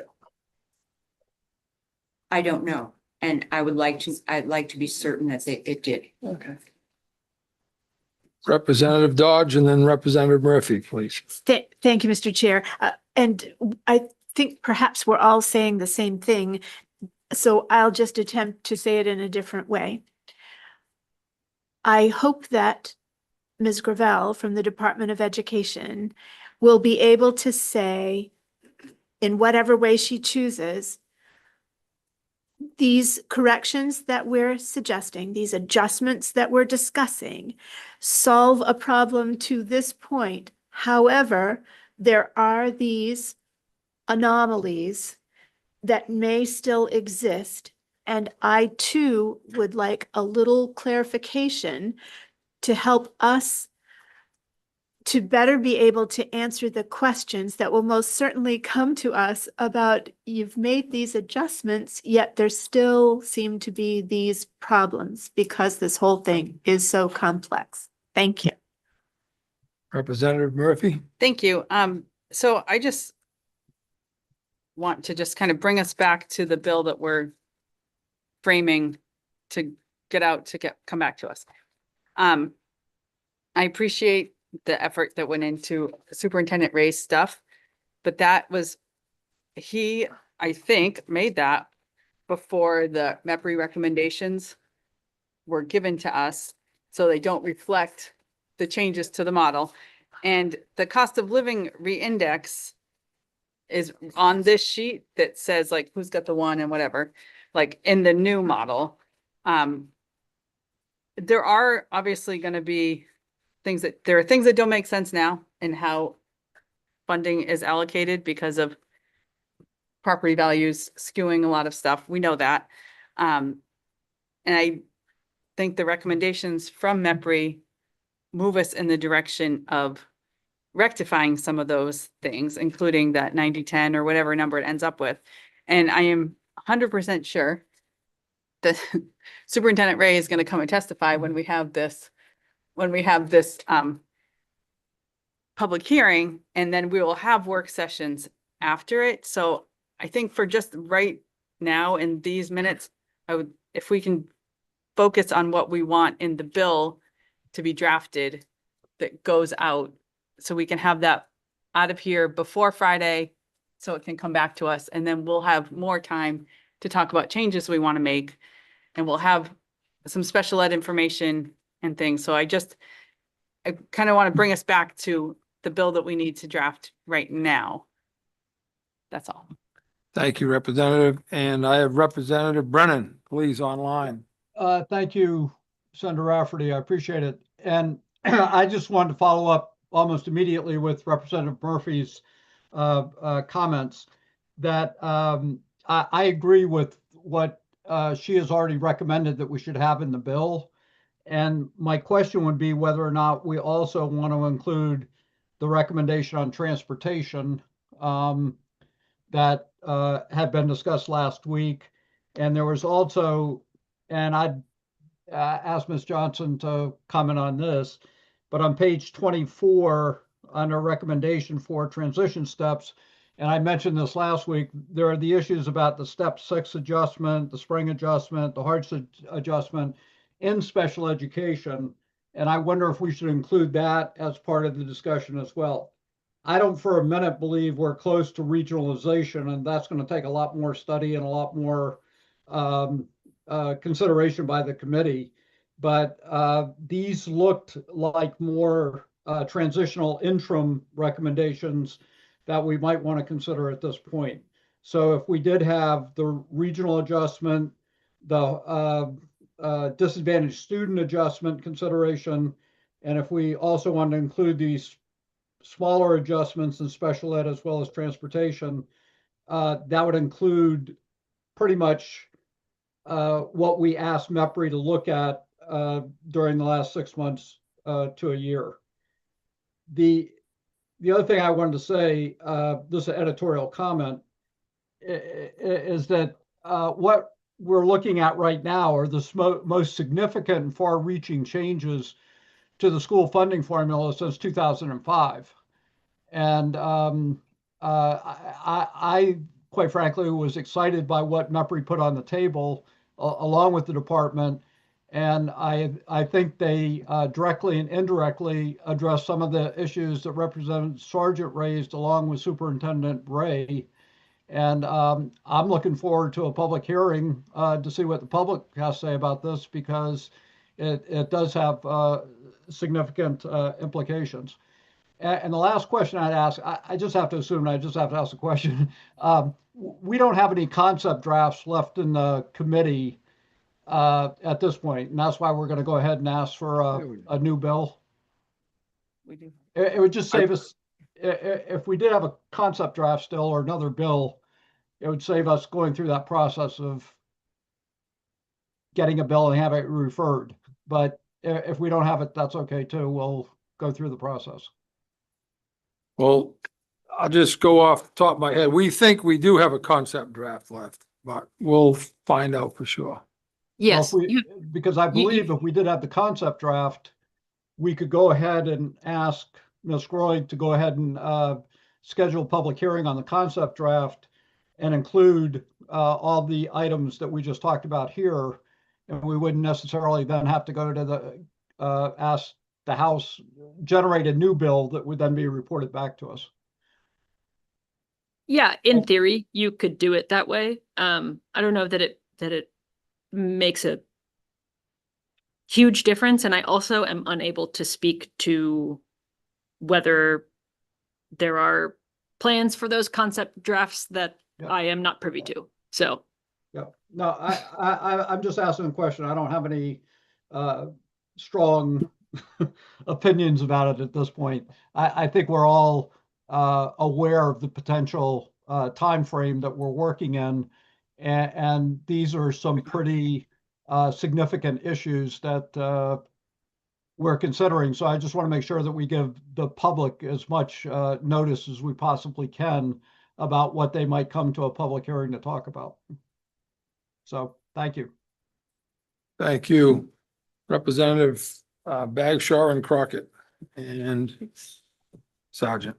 Okay, I would be more comfortable if we were able to wait till we got the information from MEPRI before we go ahead. Is it a possibility that we could get permission to go past their deadline of when we have to have this reported out?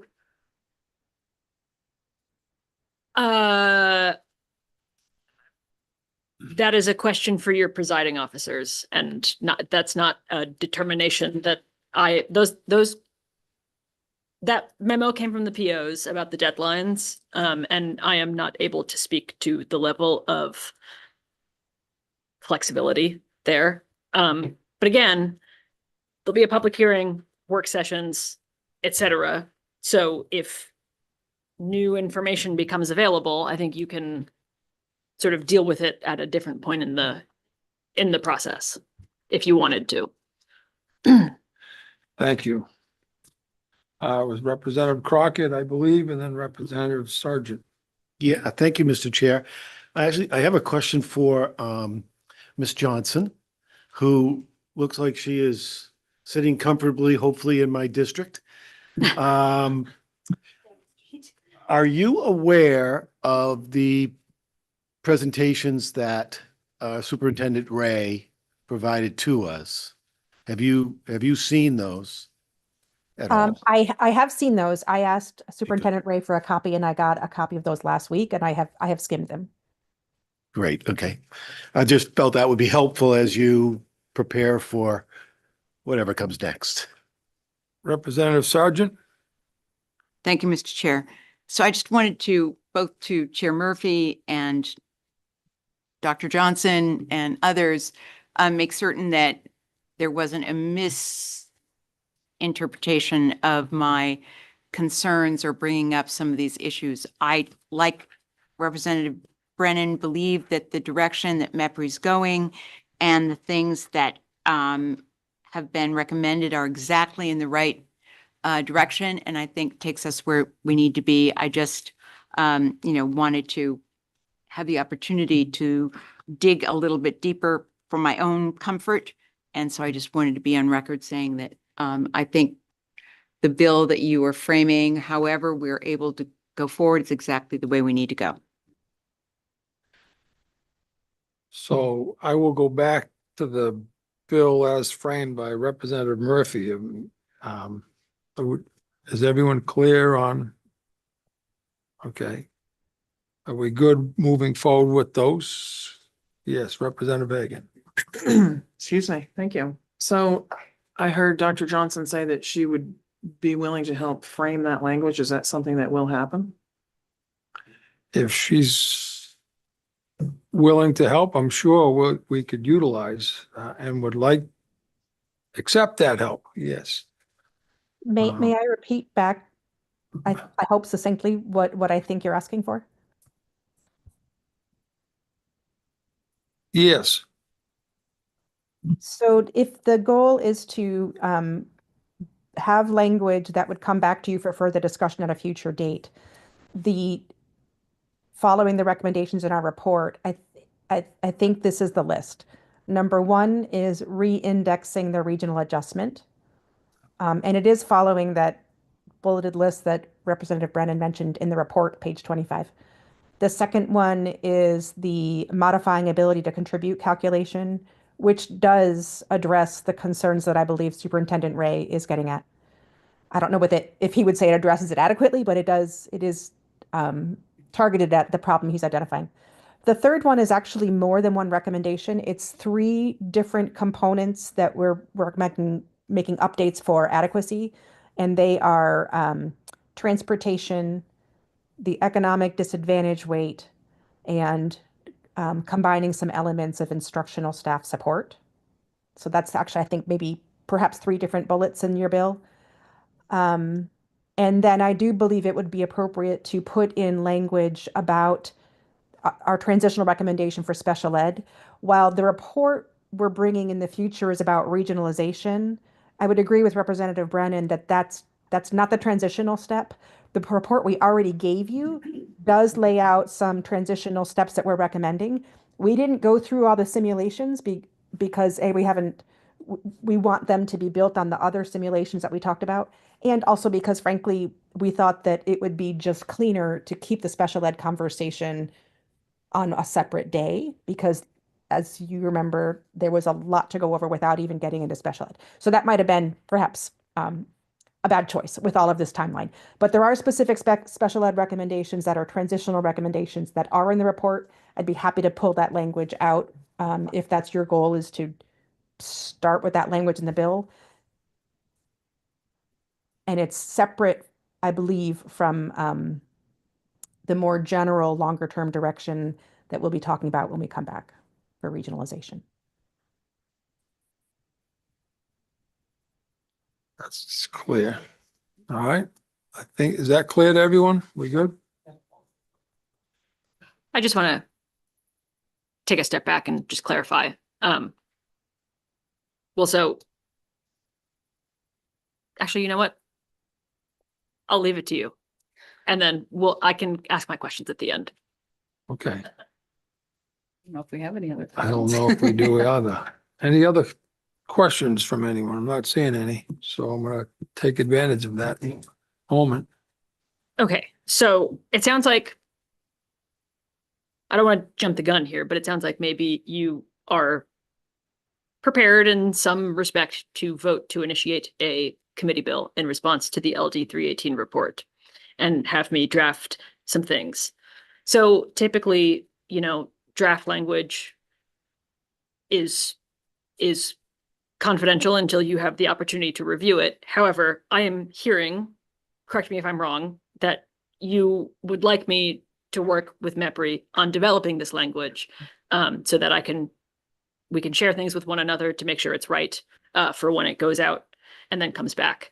I also think that I'm understanding that right now, it sounds like you've landed on including in this committee bill the piece about the regional adjustment, inserting the like poverty measurement into the ability to pay calculation. It sounds like we're keeping special ed for another time. I'm not totally clear on what exactly the specifics around the recommendation number 3, the updating transportation, tech, and instructional staff support to current needs. That one went by very quick, and I don't exactly know what the framework was there. So they were in the recommendations further in. Yeah. Okay. They're in the slides. They're reflected in the slides. Okay. Yeah, thank you. Thank you. Slide 19. They were not the big bullets, but they were part of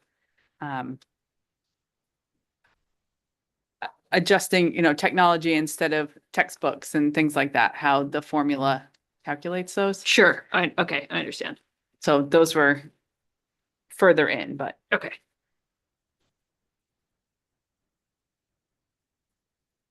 Yes, go ahead. Before we go ahead with this, can I call for a 3-minute caucus?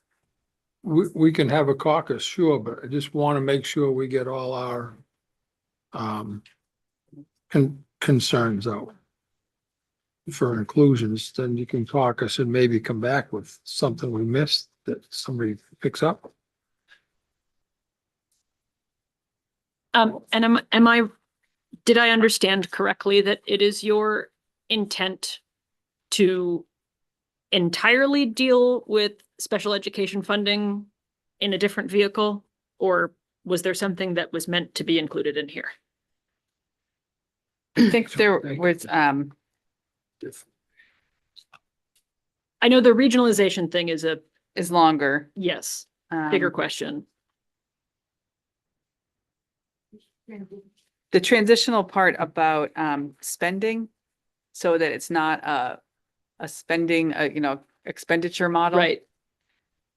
So that it's not whoever spends the most gets the most next year. So you do want to include that? I think so. I In think Okay. we might as well have a public hearing about that part. Right. Thank you. Thank you.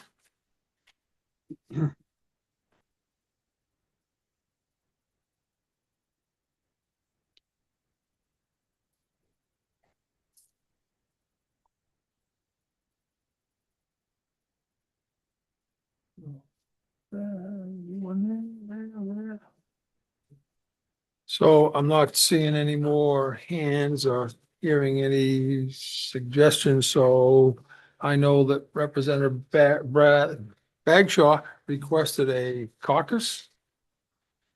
So we'll go to caucus and come back. It's say 2:05, 10 minutes.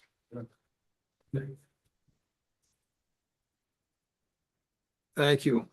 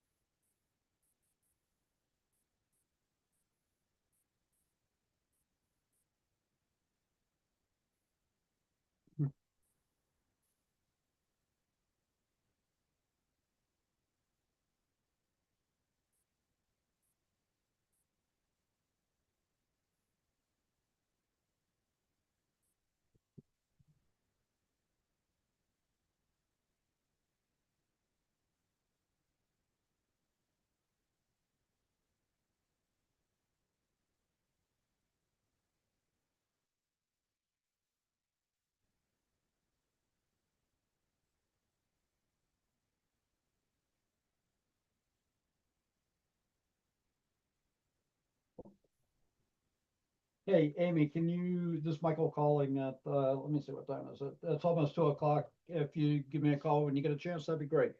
Take care. Bye.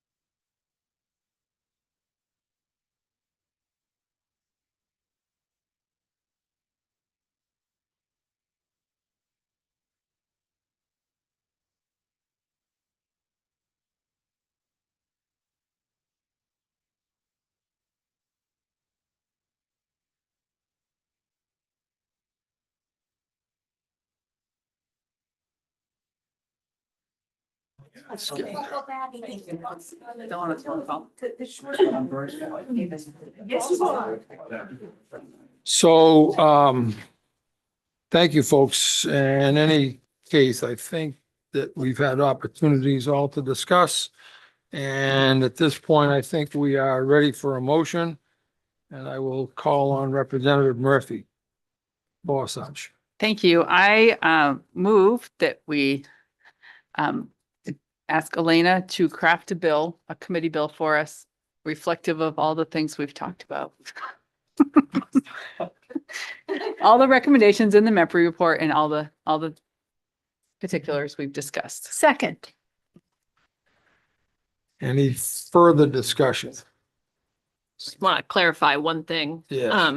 So I think we said this before, but just for the purpose of clarity, this is to report out a bill to come back to you Correct. Yes. for hearing. Yes. Yes. And I would just emphasize right now that this is a vote to just to initiate the bill. This is not a vote on the substance of the bill.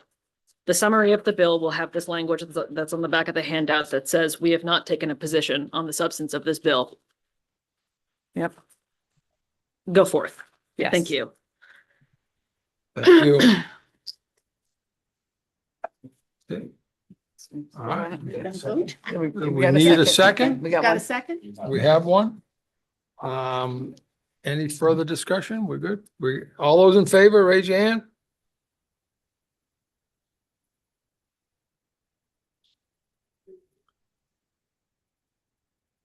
Thank you. Those opposed?